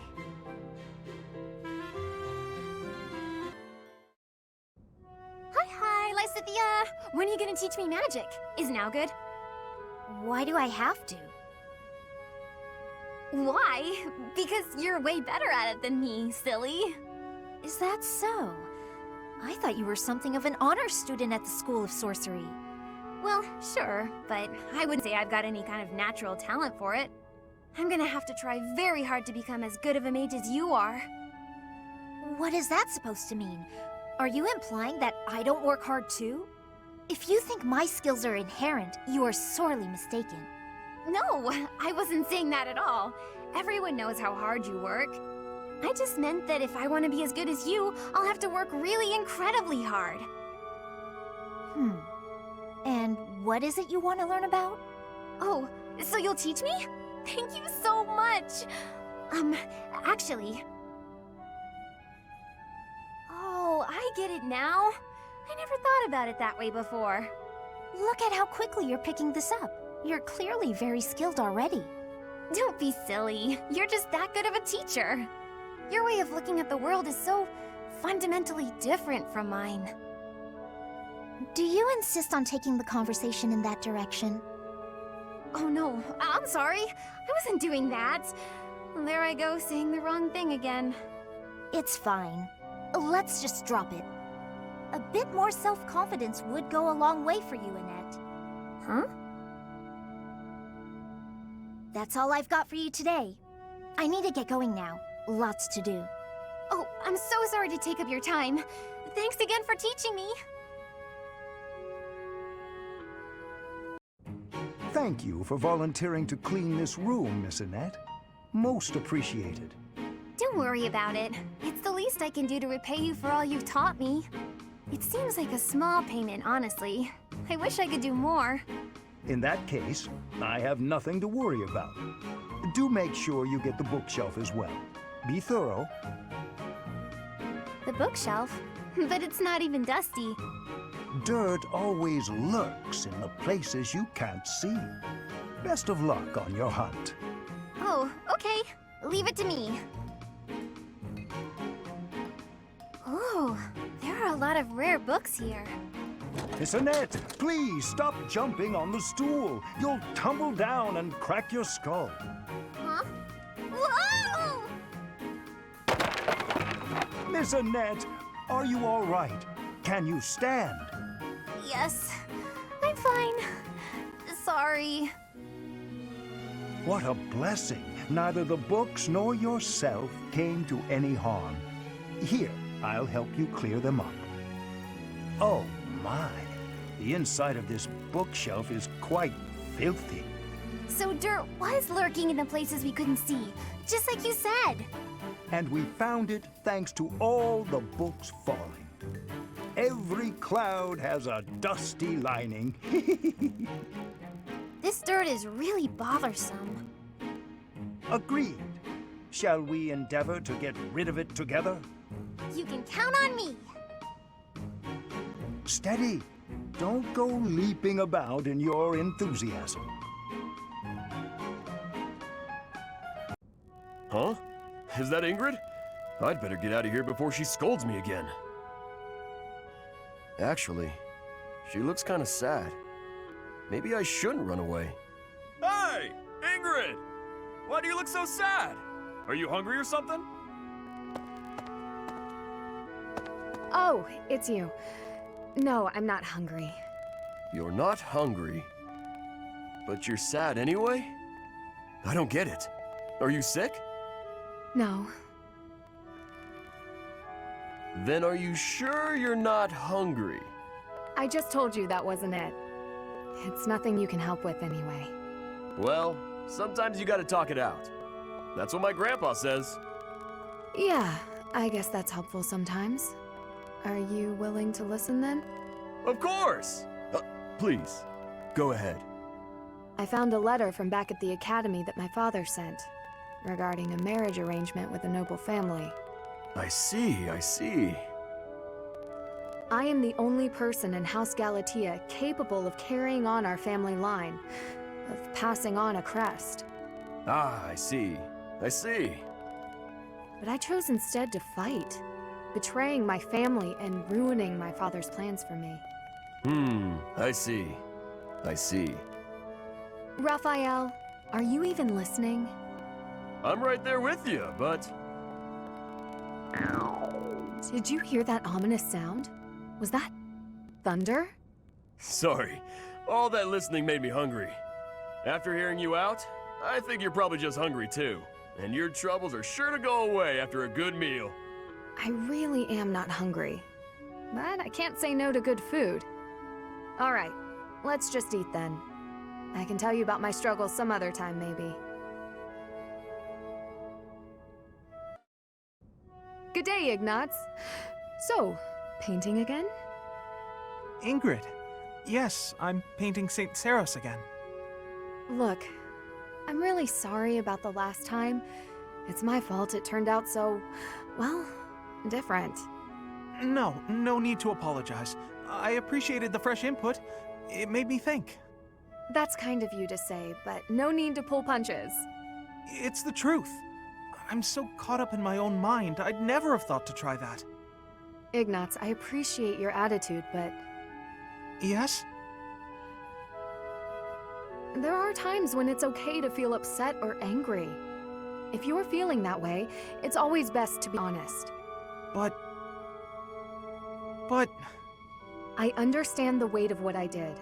I besmirched a sacred image, and it was a painting you were pouring your heart into. I got carried away, but I'd prefer if you had told me then and there that my request was uncalled for. I'm not angry. I could never get angry with you. I'm sorry. Why are you apologizing? I'm the one apologizing. Oh, sorry. Stop saying sorry! Never mind. Forgive me. I came here to apologize, and now I'm being sharp with you. Don't worry. It's my fault, really. I'm not very good at expressing myself. I never intended to be such a bother. I think I'll leave you to it. Oh, okay. Sorry.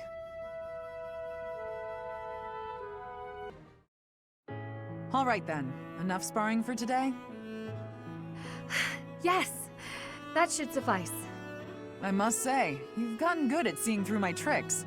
I can't mislead you so easily anymore. I've made it my goal to read your aim and not give away anything through my body language. But in hand-to-hand combat, your form needs work. On the battlefield, even if you lose your weapon, you can't ever stop fighting. Sink your teeth into their throats, kick them where it hurts. Do whatever it takes to survive. Have you ever needed to employ such methods? Not on the battlefield. I've never been in such a dire situation that I needed to. But at the tavern, loads of times. With a well-aimed boot, I've brought many a man to his knees.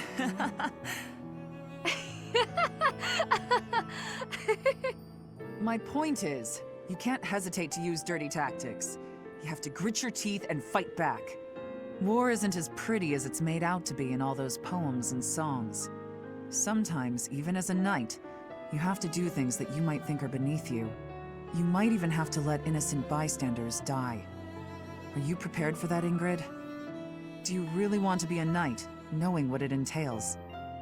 I'm prepared to do whatever is requested of me, come what may. I will be a knight who loyally serves my king, just as you loyally serve Lady Rhea. You've got me wrong.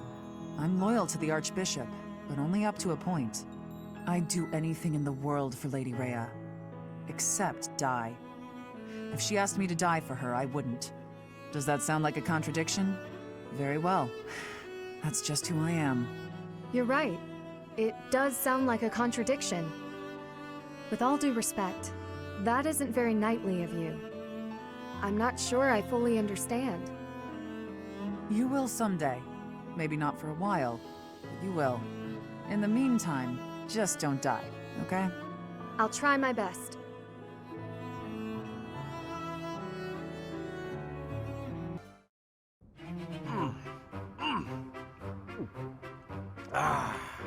Meat is the best! Veggies and fish are great too, but there's nothing like a good cut of meat. May I join you? Hey, Lawrence! You here to eat? It looks like you barely grabbed anything. Oh, please, this amount will suffice for me. There's no need to compare our portions. No wonder you're so skinny. My little sis eats more than you. Come on, have some of mine. You need it more than I do. You offer me half-eaten scraps? The nerve! With manners like that, even a nobleman would be an absolute disgrace. Have you no dignity? You're pretty touchy, huh? It's probably just because you're hungry. Raphael, please, do you mind? I cannot enjoy the simple pleasure of a meal in these conditions. Why can't you enjoy your meal? You don't like what's on the menu? You wait here. I'll go to the kitchen and find something tastier for you. That won't be necessary. Please, just let me eat. In peace. Alone. I don't think you get it, Lawrence. Nothing goes with a meal better than good company. If leading the Alliance is your goal, you should really try eating with other people first. I'm afraid I fail to see the connection between leadership and dining. If you want to be a leader, you have to know how to get along with different types of people, right? If you really want to get to know someone, all you have to do is share a meal with them. Quite the contrary, unfortunately. It seems the more time I spend eating with you, the less likely we are to become friends. The more you eat with someone, the more you learn about them. Their likes, their dislikes, you know? You might get some of their food that way too. You can eat more and bulk up. All that talking made me hungry again. I'm gonna go get seconds. What an absolute bother. But I suppose he does have a point about observations of character at the dinner table. Ignatz, let us take a short break. I will pour tea. Please choose a teapot for us to use. You want me to pick one? I don't see any other Ignatz around here, do you? Go on now, we're wasting time. The pots are over here. I will leave the selection to your judgment. Let's see. how about this? That's rather plain. Why did you choose that one? The tea you chose has a very subtle taste, as well as a smooth, light texture. Such an unassuming tea calls for an unassuming pot, and one that complements the tea's color. In addition, the pot I selected has a floral design. Although we can't go for a walk today, we can still bask a little in nature's beauty. Very interesting. You know, you have an absolutely marvelous aesthetic eye. Precisely what I would expect from the son of a merchant house that has enjoyed the Gloucester's patronage for so many years. When this war is over and you begin your trade in earnest, I will introduce you to my father. Oh, that sounds wonderful. But I'm afraid I'm already on the path to becoming a knight. Ah, right, you are a second son. Still, your eye for beauty is a talent that should not go to waste. Very well. If you are to be a knight, then I shall happily take you into my service. Ah, well... What, does that displease you? Not at all. I just need a little time to think it over.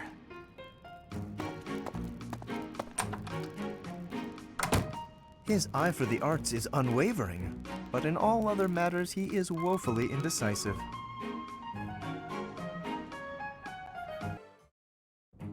Lysithea, do you have a moment? There is a matter of significance I'd like to discuss with you. I know you're always seeking the attention of ladies, but why are you wasting your breath on me? Don't be silly. I'm here to discuss Fodlan's future. I'm not so sure I'm the one being silly. Actually, I'm busy. Stuff to do. Now, hold on just a moment. House Ordelia will never benefit from such a narrow-minded mentality. I was under the impression you were interested in me as a person. What do house matters have to do with anything? The world is in ruins. Have you given no thought to how the Leicester Alliance might address this crisis? I couldn't care less. House Ordelia may be small, but a small house is fettered by fewer obligations than a larger one. Apply yourselves actively in diplomacy, negotiate wisely, and you could do much to help maintain peace among the neighboring lords. The recognition of those lords would benefit your house immensely. To that end, why not start with me, the heir to House Gloucester? It couldn't hurt for us to become friends, could it? Yes, of course, when the time comes. But right now, I'm quite busy. Maybe later.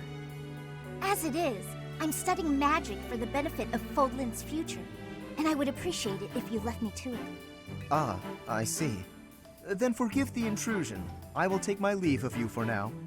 But if there is any way I can be of help to you or your house, I hope that you won't hesitate to ask.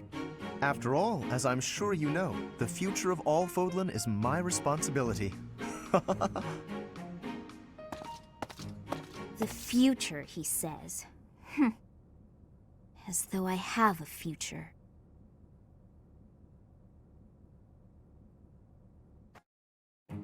Hey, Lawrence, got a minute? Certainly. I trust you're well? Doing great. I found a load of old weapons, just got done hauling them out of storage. Old weapons, you say? If there are any interesting swords in there, I would love to see them. They might only be good for training, but with a little care, who knows? Here, have some oil. And why exactly are you giving this to me? Like I said, they need a little care. With a bit of maintenance, some of these will really shine. Yes, I heard you. So why did you give me the oil? It's for polishing, Lawrence. Don't tell me you've never polished a weapon before. That is hardly a task befitting someone of my station.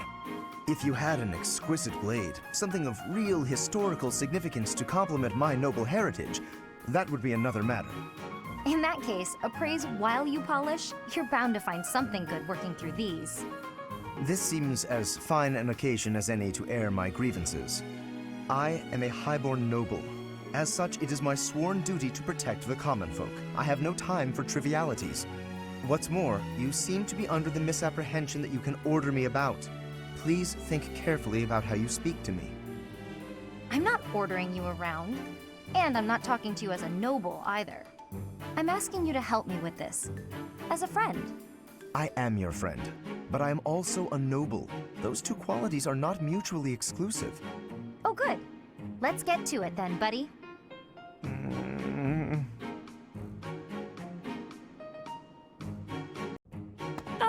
Lawrence, do you have a moment to spare, my dear? Hello, Professor Manuela. I trust all is well with you.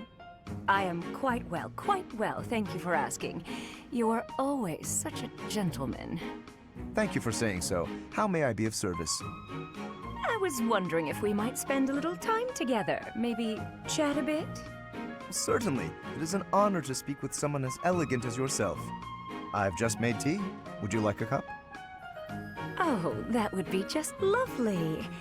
Lawrence, I hope you won't think it too forward of me, but I was wondering if you could explain a poem to me. It goes like this. Verdant rains soothe my aching heart like a cherished friend. Amid time's flow I mourn, bonds I'm not sure I can ever rend. As my mind clings to desperate thoughts, here it comes, horsebow moon and summer's end. Oh, that's my poem. As I suspected, I've checked absolutely everyone's handwriting. It's a sad poem, though, isn't it? Feels lonely, possibly even, dare I say, defeated. What makes you feel that way, Lawrence? Why aren't you happy? I very much want to know. Well, I suppose I... Wait, why are you reading my poetry? Where did you even get that? I found it, and when I saw the words, I read them. Well, that's what people do when they see words. They read them. Kindly return that at once. Reading someone else's work without permission. What an egregious breach of etiquette. Honestly. Oh, dear. Snatching at something someone else is holding. How violent. It's not like you to lose your composure, Lawrence. Please, just forget you ever saw it. I beg you. I'm afraid I could never forget that peek into the darkness of your soul. Nor would I want to. Then at the very least, would you kindly promise not to mention it to anyone else? Don't feel embarrassed. No, be proud. It's a lovely piece of writing. Quite revealing. I'd never guess you'd have such hidden depths. Tell me more. That's quite enough. Oh, that's absolutely adorable. So bashful. I simply must hear more of his poetry sometime soon. Hello, Catherine. A moment of your time. Oh, it's you. Yes? That sword you wear upon your hip. How did you come by it, exactly? I don't appreciate your tone. Are you implying I swiped it off someone? Not at all. But heroes' relics are typically passed down through the bloodlines of the 10 elites. You are descended from a noble family, are you not? That's none of your business. Actually. Let's say I was a nobody, with no relic, no crest. I would still be me, wouldn't I? That's not to say lineage counts for nothing. It just doesn't count as much as how you live your life and what you live for. Or, let's say I was descended from some noble house. Would that change how you treat me? Yes, it would. To treat you differently from the common folk would only be appropriate. You're so narrow-minded, tied down by foolish, antiquated notions. But the nobility and the common folk are different. If the few did not have capabilities to set them apart from the many, then they would not be the few. Wow. You really think nobles are better than everyone else, don't you? I didn't mean to suggest...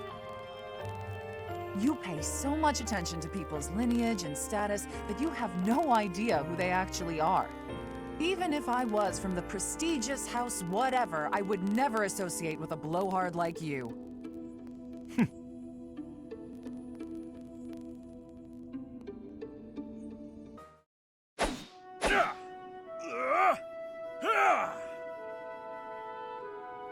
Hey, Ig!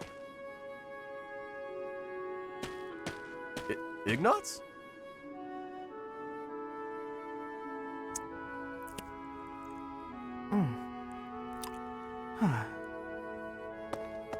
Hey! Ignatz is here! What's gotten into him?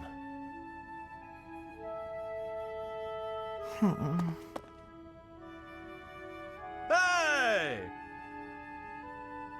Ah! Hey, you've been acting weird lately.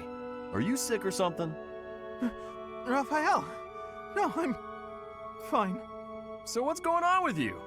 Are you worried about something? Want to talk about it? I don't know about worried. It's just, you know, your parents. Hey now! Ah! What is it? I thought I told you to drop it. Just forget about it. I can't just forget about it. You lost your parents. And when you were in need, my family did nothing to help you. Well, what were they supposed to do about it? It's not like they killed my parents. And besides, that's our folks you're talking about. That's got nothing to do with us, right? I still can't help but feel responsible. Like I owe you somehow. Look, if you want to do something, just be my pal like you used to.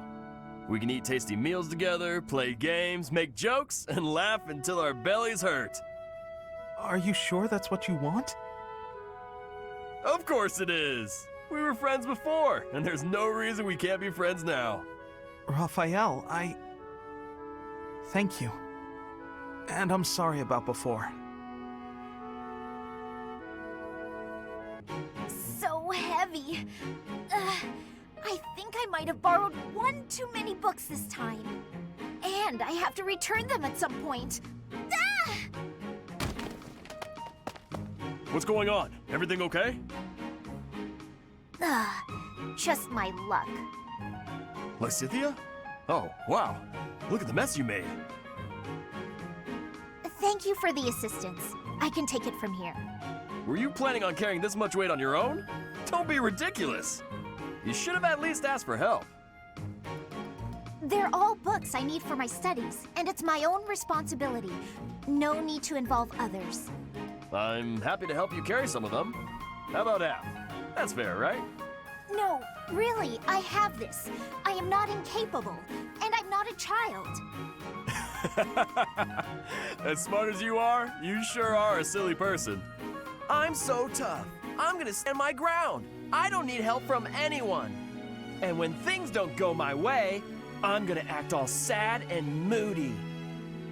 You are remarkably talented at channeling me. Huh? Oh, no. Sorry. I was imitating my little sister. Her name's Maya. She's way smart, but she can be pretty stubborn. You remind me of her. What I mean to say is that I want to help. So swallow your pride and ask. I'll be carrying the stack of books now. Got a problem with that? Yeah. You seem obstinately determined to go against my wishes. All right. Is this a good spot to drop them? Hey, what are you doing? They need to be stacked neatly, otherwise they'll topple. This one needs to be rearranged, otherwise the rest won't fit properly. Wow, talk about picky. You're the one who was so insistent on helping. If you're gonna help, do it right or don't bother. Fine.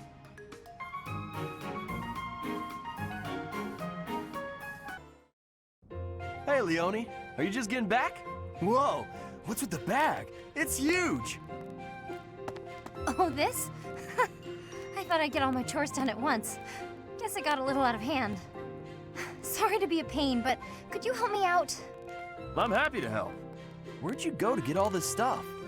Well, first it was just the cloth scraps from the tailor, and then it was the used oil from a restaurant in town. After that, it was the books the scholars didn't know what to do with.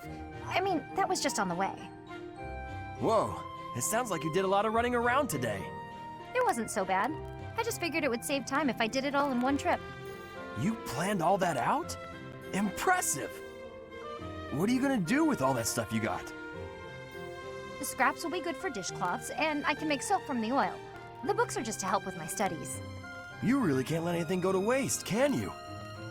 Nope, can't stand the idea. Who knew you were so thoughtful? I mean, with actual thinking ahead. You're so generous to everyone and always making me food. I never knew how much thought you must put into it. I cook to relax, and it's nice seeing how enthusiastic you get about eating what I make. Whatever I give away is just the stuff that isn't useful to me. I pick up all sorts of things when I'm in town. Giving things like that to people who need them or who can actually use them makes sure they aren't wasted. That makes sense. You've got to use up the stuff you've got after all. Hey, do you think you're like this because you didn't have much growing up? I guess times were tough now that you mention it. The folks in my village definitely aren't rich. My dad had to go through a lot of trouble to get the recommendations I needed to attend the academy. That doesn't mean I've grown up to be stingy. It just means I don't like to squander. Anyway, enough of that. It's in poor taste to go on about your own hardships. I've always got time for a meal with a friend, and it so happens I picked up some choice meat today. Why don't we share it? Now you're speaking my language. Ah! Ah! Whoa! Yeah! Ah! Yeah! Rah! Yeah! Nice work. Here you go. Drink up. Oh, thank you. This water tastes absolutely divine. Your shouts are really coming from the gut now. I bet you're getting stronger too. I'm not so sure I'm stronger, but somehow, when I shout, I'm able to move more books than normal. Although my brother becomes very anxious anytime he hears me shouting. I do suppose my body feels a bit sturdier now, though. I'm so very grateful to you, Raphael. Oh no, thank you. I'm just happy to have someone to shout with. But doesn't all this shouting keep you from your precious workout regimen? Nah, don't worry about that. I think I'm in better shape now than I was before. My muscles work overtime when they hear you shouting so close to me. Isn't that wonderful? Come along, Raphael's muscles. We can do this. It is my wish that someday I'll be able to lift a log all on my own with these arms of mine. I'm sure they will. I used to think you were a lost cause, but look at you now. If you really want to get there, you gotta start training your muscles when we shout, all right? You've already got big brains, but if we can get you big muscles too, you're gonna be invincible. Invincible? I like the sound of that. Roar! Ah! Whoa! Ah! Yeah!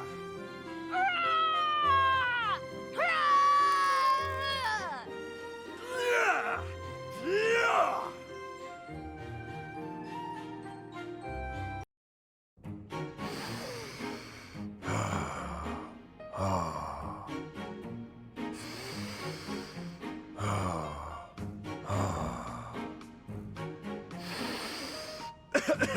My breath. Careful. You're going to make yourself pass out. Shamir, I'm so sorry. Are you trying to breathe like I showed you? Not even close. That, in-out-out technique sounds so easy, but it's not easy at all. It's only easy for me because I put in the time to practice. You need to practice if you want it to work. Oh yeah? Really? So I should be able to do it if I just practice? Yes. I see. You had no presence. Again. Yes. Sometimes my presence fades without even trying. Can be a nuisance. One of these days, I'm gonna do it, just like you. Seems unlikely, but keep practicing. Yeah. Got it. Thanks. Stop doing it while you're talking. It's disturbing.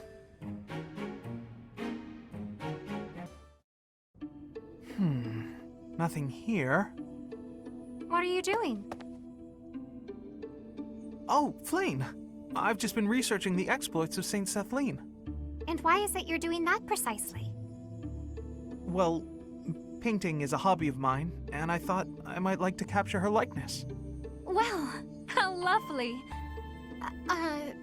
But how is researching her exploits necessary for painting? If I wanted to use a statue of Saint Sethlene for my reference, it wouldn't be necessary.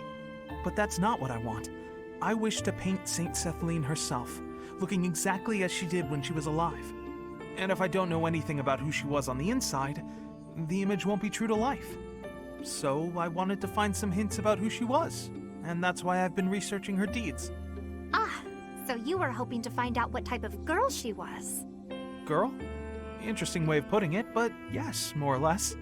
I see. Yes, it is all quite clear to me now. What's happening? Okay then. Allow me to share with you what I know of Sethleen's deeds. Long ago, in a world ravaged by war, Setleen led a secluded life with her father, Keyhole. One day, they met Saint Zeros, who was grieved by the chaos and destruction of war. And so, the three decided to join forces. Huh? But I thought the saints gathered following a revelation from the goddess. At the Battle of Teal'tine, they fought against the 10 elites led by Nemesis, who sought to conquer the whole world. Setleen tended to her allies on the field of battle, until she exhausted all her strength. Then, she fell into a long slumber. But according to legend, she used her miraculous powers to heal all of the wounded. Interesting story, is it not? Have you perhaps learned something new about Setleen? Having heard all that, I'd say she seems incredible. Incredible? Well, I haven't heard that before.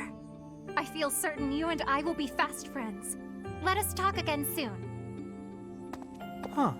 Who knew Flame was such an expert on Setleen? Whew.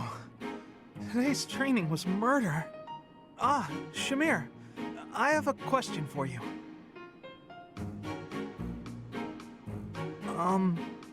Shamir? Oh, I suppose she's meditating or something. Never mind then, I guess. Where are you going? Ah! Shamir! Don't you have a question? No, it's not important. I'm finished meditating. Speak. No, it's not. You're probably tired anyway. Always be willing to speak and ask questions. Understood? Yes, understood. I'll remember that for next time. Next time? Yes, I'm okay for today. Sorry to disturb you. I'll be leaving now. Why must he be so difficult?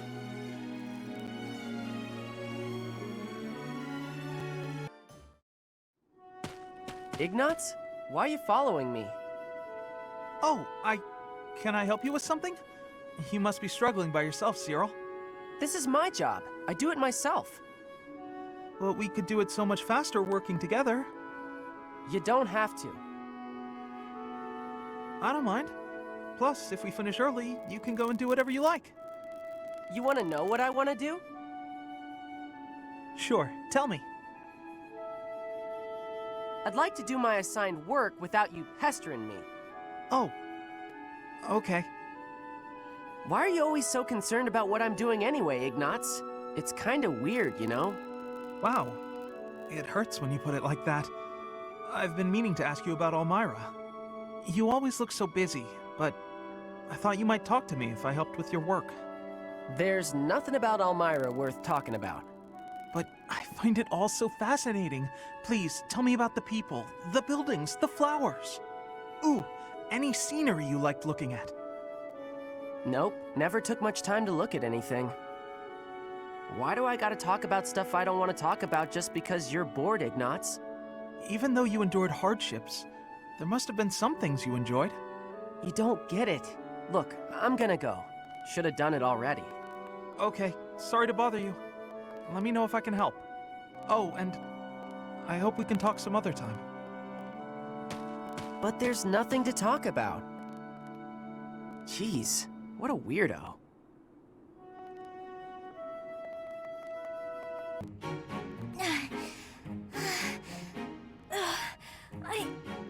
I think I'm gonna pass out.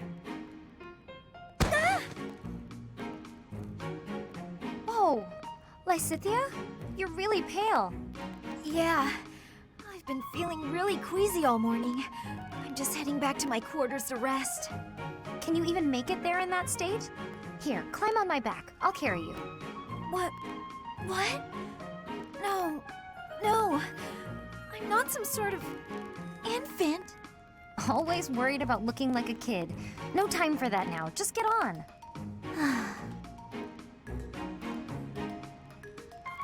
I'm feeling a bit better now. I should be okay from here. Thank you so much, Leonie. I hope I wasn't too heavy. Was I? No, not at all. Actually made for a fun bit of training. Training? Yeah, carrying someone around is good for the legs. You're just the right weight for it, too. I might ask you to help me train again sometime. Anything can be a kind of training with the right attitude, you know? Are you always thinking about training? Well, I can't devote all my time purely to training, so it's more efficient if I can train while I get other stuff done at the same time. Wouldn't that actually be rather inefficient? Huh? What do you mean? Well, for example, if you're training for endurance, it seems running would be a better approach. If you're only ever training by cramming it in with other tasks, you won't be getting the best results. I'm no expert on the subject, but even I can logic that one out. Come to think of it, you do always seem to stick to a pretty rigid schedule, don't you? I've noticed that you focus completely on whatever it is you've set out to do. Then you switch to something else and focus completely on that. You've noticed, have you? Now that I think about it, you may be right. Maybe that is the more efficient way to do things. Hey, you're really bright, Lysithia. Thanks so much for the helpful advice. That was sweet of Leonie to check on me and carry me all the way to my quarters.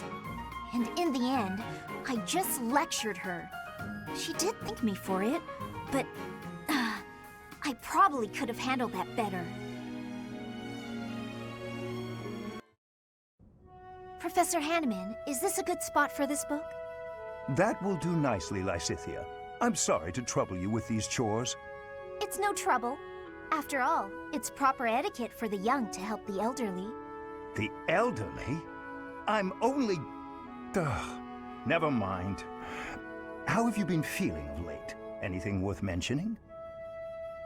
I've been feeling well enough, all things considered. You seem to be maturing remarkably. No doubt your well-being is due to the positive influence of your twin crests working in tandem. Here he goes with the positive again.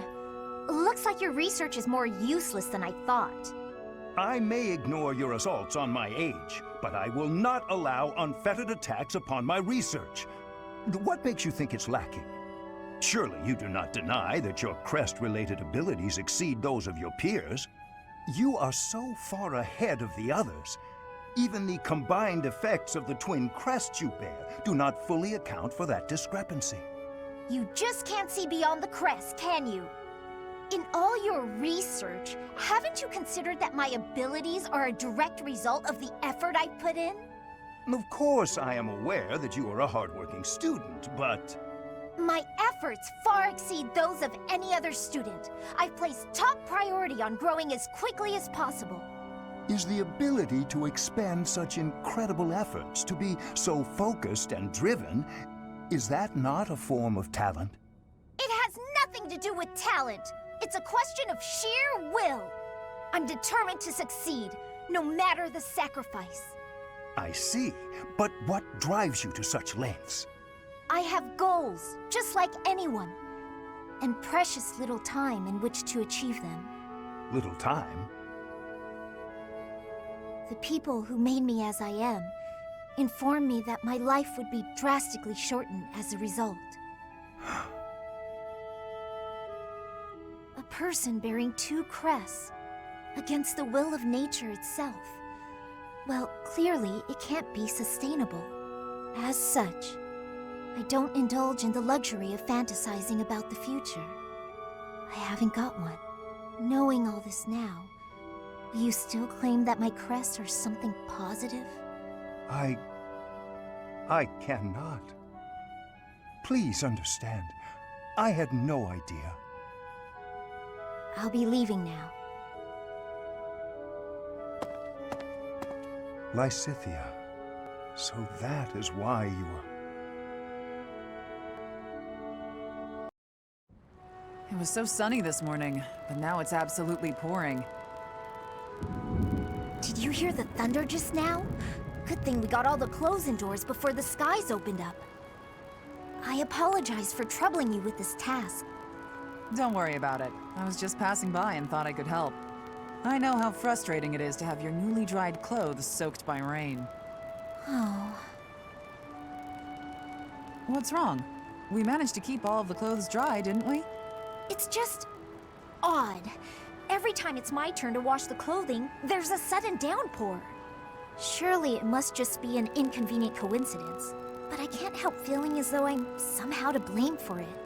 Ah, I see. That probably is your fault. Wow, you're even harsher than I am. You have a crest of Karen, don't you? I do, yes, but... Hold on a moment. How did you know that? I can just tell. I have a crest of Karen too. And I've noticed that, whenever I need dry weather, there's rain. Don't you think it's our crests making the rain fall upon us? How had I never connected this? This is quite a revelation. A crest affecting the weather. Well, I don't know how true it is. There are only the two of us, which is a pretty small sample of people. I suppose that's true. So, we must test our hypothesis. Maybe we can find someone who tends to bring the sunshine around. That would be especially handy for helping out with the wash. Now there's an idea.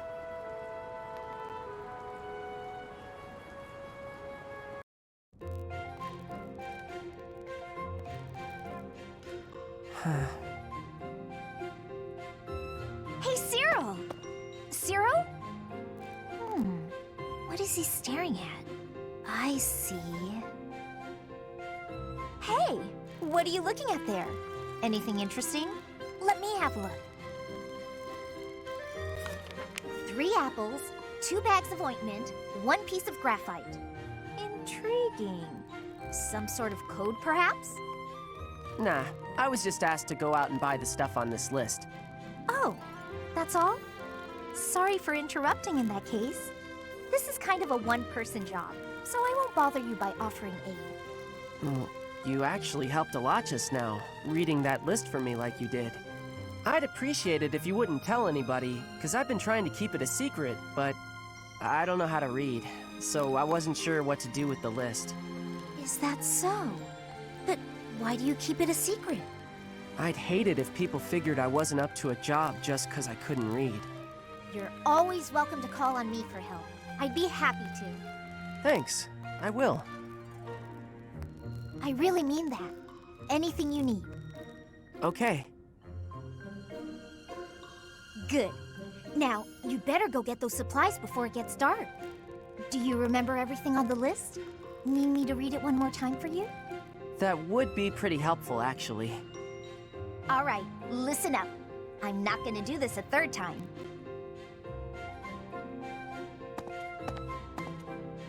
Lysithia's not a good liar, is she? She knew I was in trouble right away. Hang on. Did she just want to act like a big sister again? But she looked real happy when she was helping me. And I think I'd like to see that smile again sometime. I should head back. Finished with your training, Miss Marianne? Oh, Professor Henneman. Yes, I've just finished training for the day. You have merely completed the exercises assigned to you, yes? Nothing more? Or am I wrong? Yes. I'm sorry. I should have done more. No, please. You've done as you were asked. Quite solid work, child. I simply wish to ask a question. You possess a crest, do you not? When you entered the Officers' Academy, your father submitted a request to the monastery, as well as a significant donation. Your father asked that your crest not be confirmed, under any circumstances. At first, I thought he did not want the world to know that his daughter bore no crest. In your father's position as a newly minted noble, it would be most advantageous for his daughter to possess a crest, you see. However, I am now certain I was wrong. I believe you do, in fact, possess a crest of some sort. How did you find out? I have been called the Father of Crestology, which is a bit of an ostentatious title, I admit. However, a brief period of observation allows me to hazard a usually accurate guess as to whether a body houses a crest or not. With the knowledge of your father's actions and my own observations, I come to you with a warning. As a crest bearer, you are guaranteed to have certain talents. It is prudent to study your crest diligently to ensure your safe mastery of these talents, whatever they may prove to be. No, I have no talents. Oh yes, you do. No matter how hard you may try to hide it, my sight is keener than that. And what I see, others will eventually notice as well. Those who hold power must wield it in the service of their fellow man, Miss Marianne. I believe that is true, whether you are peasant or noble. And doubly true, I would say, for those with crests. Or do you think I'm wrong? On principle alone, it is a waste to allow a rare talent to remain dormant. I would like very much to advise you to aid your understanding of your crest. Will you accept my offer? No, I refuse. That is regrettable. A veritable tragedy, Miss Marianne. Oh, hello, Sedith. Hello, Leone. I imagine you are here to fish? Yeah, this is a great spot for it. You must be a pretty experienced fisherman, huh? Actually, while I have enjoyed the hobby for a long while, I must admit I am less than proficient. Now that you mention it, I can see you're not having much luck today. It is likely because I am not using any bait. Well, that explains it. But why bother fishing at all if you're not even trying to catch something? Truthfully, I fish only so that I might relax. It is soothing to me to cast the line and watch the water ripple. My days are busy, even hectic. It helps to find peace and quiet every so often. Oh, that makes sense. Still, if you're going to go to all the trouble, you may as well actually bait the line. Maybe so. But, to my chagrin, I do not even know what type of bait to use. I learned to fish by accompanying my wife. She was always the one to bait the hooks. She would hand me the rod and I would cast my line. I never paid attention to how the rest was done. Ah, and your wife, where is she now? She passed away quite some time ago. Since then, I have only to fish on my own. Even so, I find peace out here. Bait or no bait. What about you? Why do you fish? Me? Just for the fish, actually. For me, it's purely practical. Catch a bite now, one less meal to worry about later. Hunting, fishing, whatever it takes to get by. That's how I've always done it. I'm not exactly starving right now, but back then, if I couldn't catch something, I'd go hungry. So getting the hang of it was pretty vital. I would certainly say so. I imagine it is intensely satisfying to catch a fish when the need is so great. Probably, yeah. The need makes it more purposeful. But hey, if you ever want to try fishing for real, I'd be happy to share my bait with you. And if you catch something, I'll cook it up nicely for you. How's that for motivation? Oh, are you a skilled chef also? Can't promise it'll be fancy, but it'll taste good. Impressive. Wouldn't you know it, I am suddenly overcome with the urge to accept. Great! Let's get started.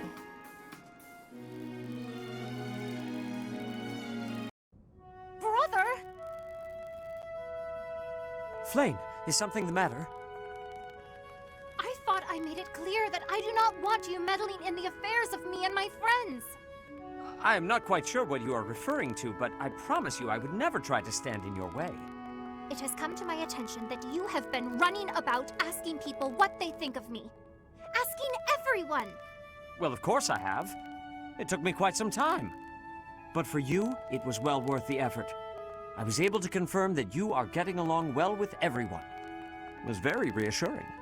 I cannot emphasize enough how embarrassed I was when I found out. And you have caused such a stir for those whom you questioned. Why, one person even said he feared for his life when you cornered him in the dining hall. The dining hall? Ah, I know the fellow you are referring to.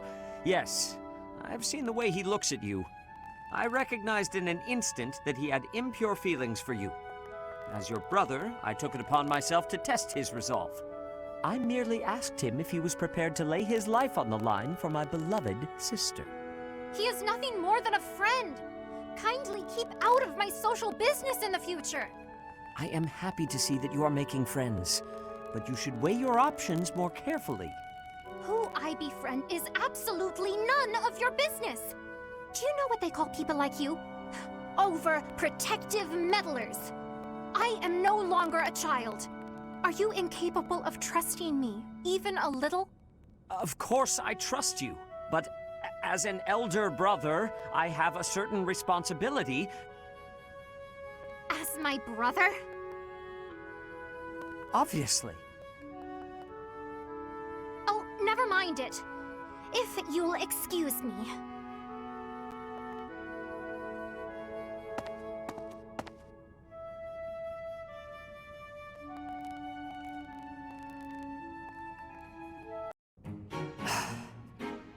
I know you are there, Hanneman. Well, say, are those crest documents? Ah, Sethith, have you finally decided to cooperate with my research? Absolutely not. For 21 years I have refused your requests. I have no intention of changing my mind. But I will lend you these documents I have found, on the condition that you stop following me. I am quite tempted by the offer, but your cooperation would be of much greater value. Your crest, the major crest of Keyhole, is so rare. As far as I am aware, Seth, you are the only person ever confirmed to bear that particular crest. How did you come to possess it? My answer is the same as every other time you have asked. I do not know. I was born a commoner, with no connections to any crests. There are no records of my lineage. Oh, please. That thin explanation could never discourage me. You must understand, I will dig until I find the truth, no matter how long it takes. You are wasting your time. I cannot give you the answers you seek.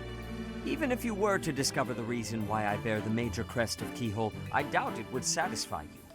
That is for me alone to decide. And even if you are correct, that confirmation itself would be a valuable discovery. Such is the way of research, yes? I'm afraid I cannot attest to that. I'm no scholar. In any case, if you really have no need for the documents, you will not mind if I dispose of them. Let's not do anything hasty now. I will leave you alone, for now. But I am taking these documents with me. Once I complete my research on these papers, it'll be your turn, Sethith. I will learn the truth of your crest. It is a pointless endeavor. You will learn nothing from me, no matter how much you try. Perhaps his stubborn nature is one of the effects of his crest. Now that would be an interesting discovery. The first stage of my research will be to decipher his personality.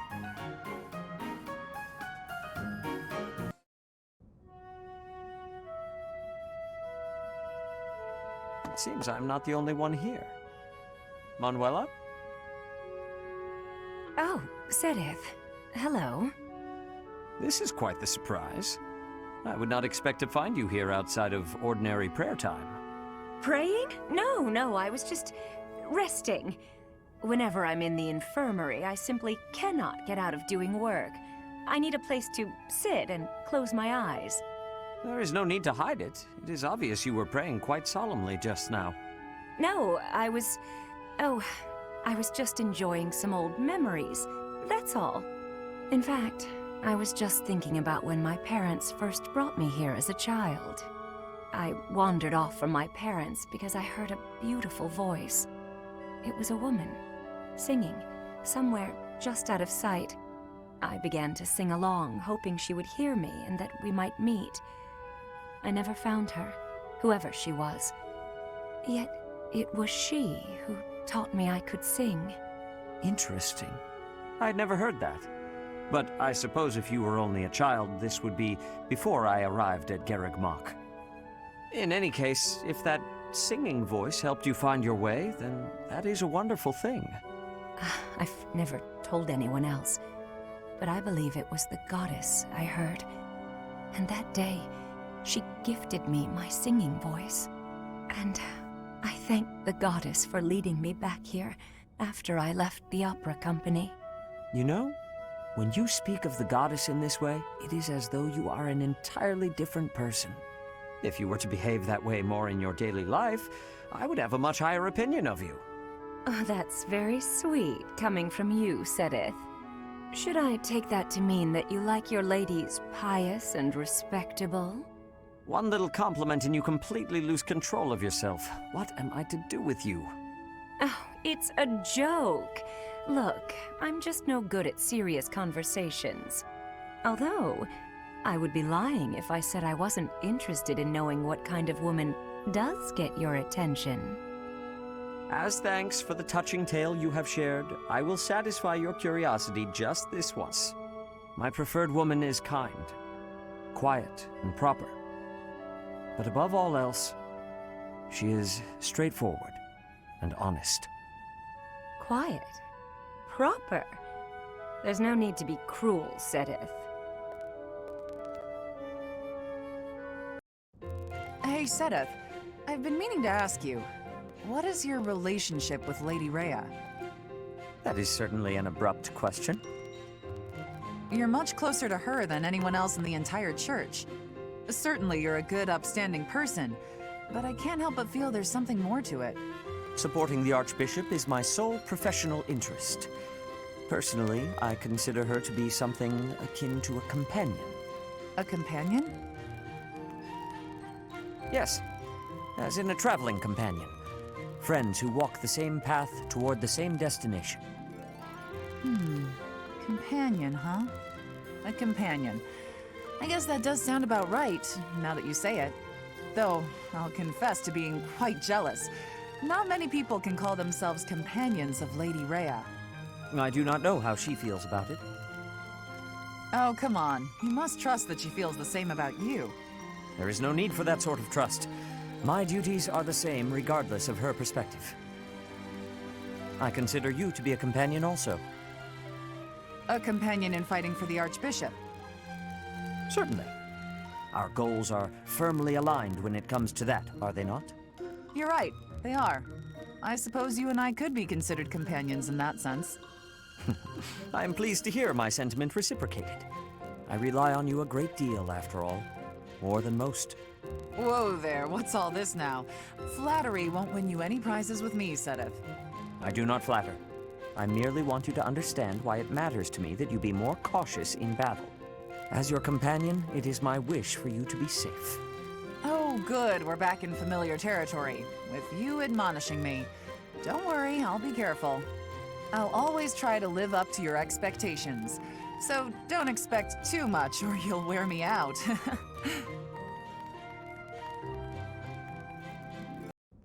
Hey, Sedith. I got a delivery for you. Thank you, Cyril. Would you mind waiting just a moment for me to confirm the contents? Sure thing.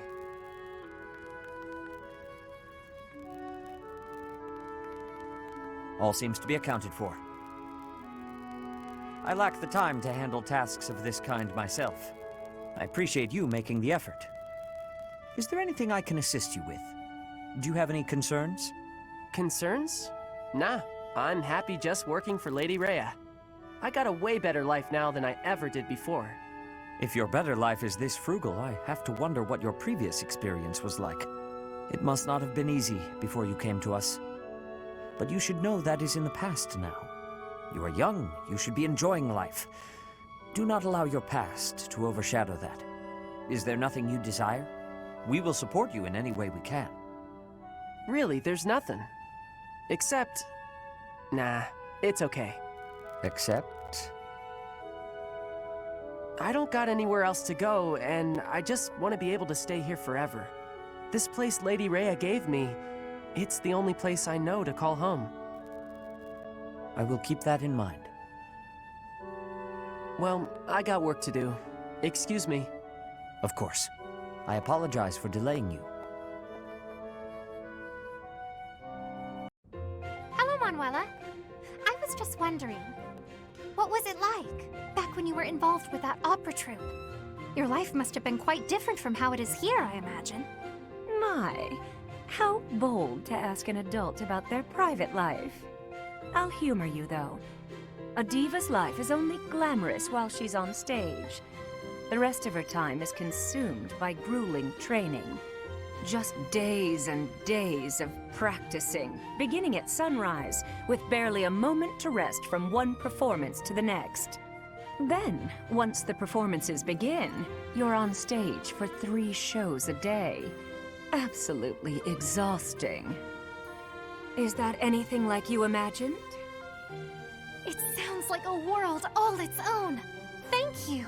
I find the topic fascinating. What sort of roles did you tend to be cast in?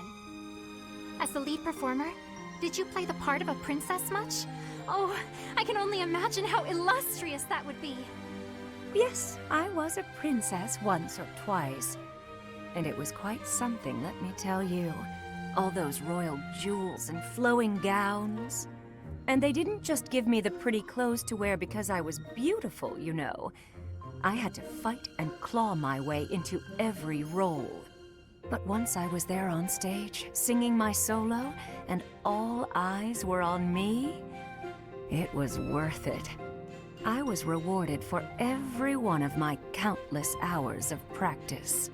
And the cheers when I finished a song, the applause.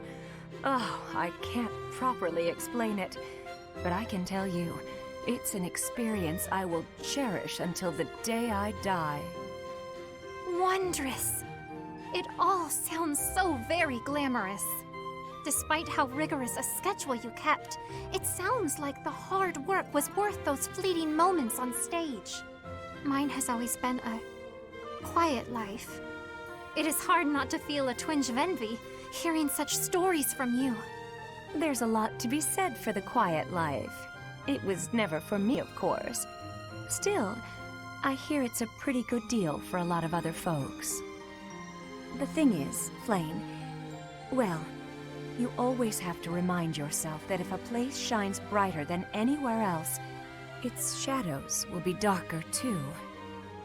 What do you mean? Oh, nothing.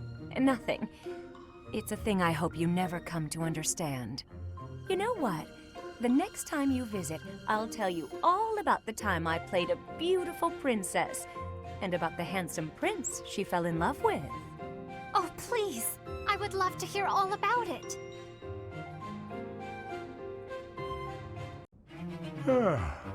My, look at the time. I really should retire for the evening. Professor! Oh my, who's there? Aloise? Well now, wherever did you come from? I came in through the door. Came through the... Try doing so with a bit less volume in the future.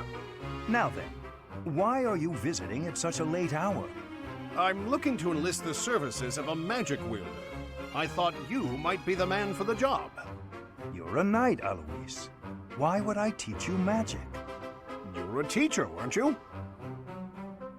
Perhaps you should ask one of your friends already trained in the magical arts. I am tired and would very much like to turn in for the evening. Slow down there. I heard a rumor you were looking for novice magic users. Did I hear wrong, or am I just an unsuitable student? Were you hoping for another young girl instead? Ah, you heard about that, did you? I'm afraid that was simply for the purpose of my experiments. I had no intention of teaching anyone. Anyway, as I said, I am off to bed. Good night, Aloise. Wait! Hold on, Professor Hanneman. I'm no good at magic, and for a long time I've been hoping to improve my skills. Some of the other knights look down on me for having no crest and no magical skill. I can't do anything about the crest. But the magic, maybe that's a different story. Please, I want to learn. You've got to help me. Ah, maybe I'm just a fool who goes soft in the face of someone's hunger for knowledge. I will help you. I cannot teach you any spells, but I can do my best to try and improve your magical affinity. Will that be enough? Of course! How marvelous! I look forward to training with you then. Very well. We will see what we can do. For now, I am off to bed, and you should do the same. That battle was a decent challenge, but when push came to shove, they didn't have a chance. Before long, all of the church's enemies will have been destroyed. You must really love worshipping the church. Or is it just Rhea? Lady Rhea. You're the only one in the Knights who doesn't address her with the proper respect. It's not just that I worship Lady Rhea. I respect her, admire her, revere her. I don't get the Ceros religion. Or Rhea. Shamir, if you were anyone else, I would cut you down for saying that. She saved your life. She did, and that's why I fight for her. Doesn't mean I worship her. You never change. You're so stubborn. You're the stubborn one. When we're on missions related to Rhea, it's like you're wearing blinders. Now that she's been rescued, your carelessness is probably just going to get you killed. I don't plan on getting killed. And it's not that I'm wearing blinders. I'm just focused. I've devoted my heart to Lady Rhea. She's the reason I wield my sword. As long as you don't get killed or cause me any trouble, I don't really care. So my death would cause you trouble? That's not what I meant. Let's give it a rest. There's no point in arguing. Fine, but I want you to know something. It's not easy to put your life in the hands of someone who doesn't share your beliefs. I understand. I think we can both agree on that.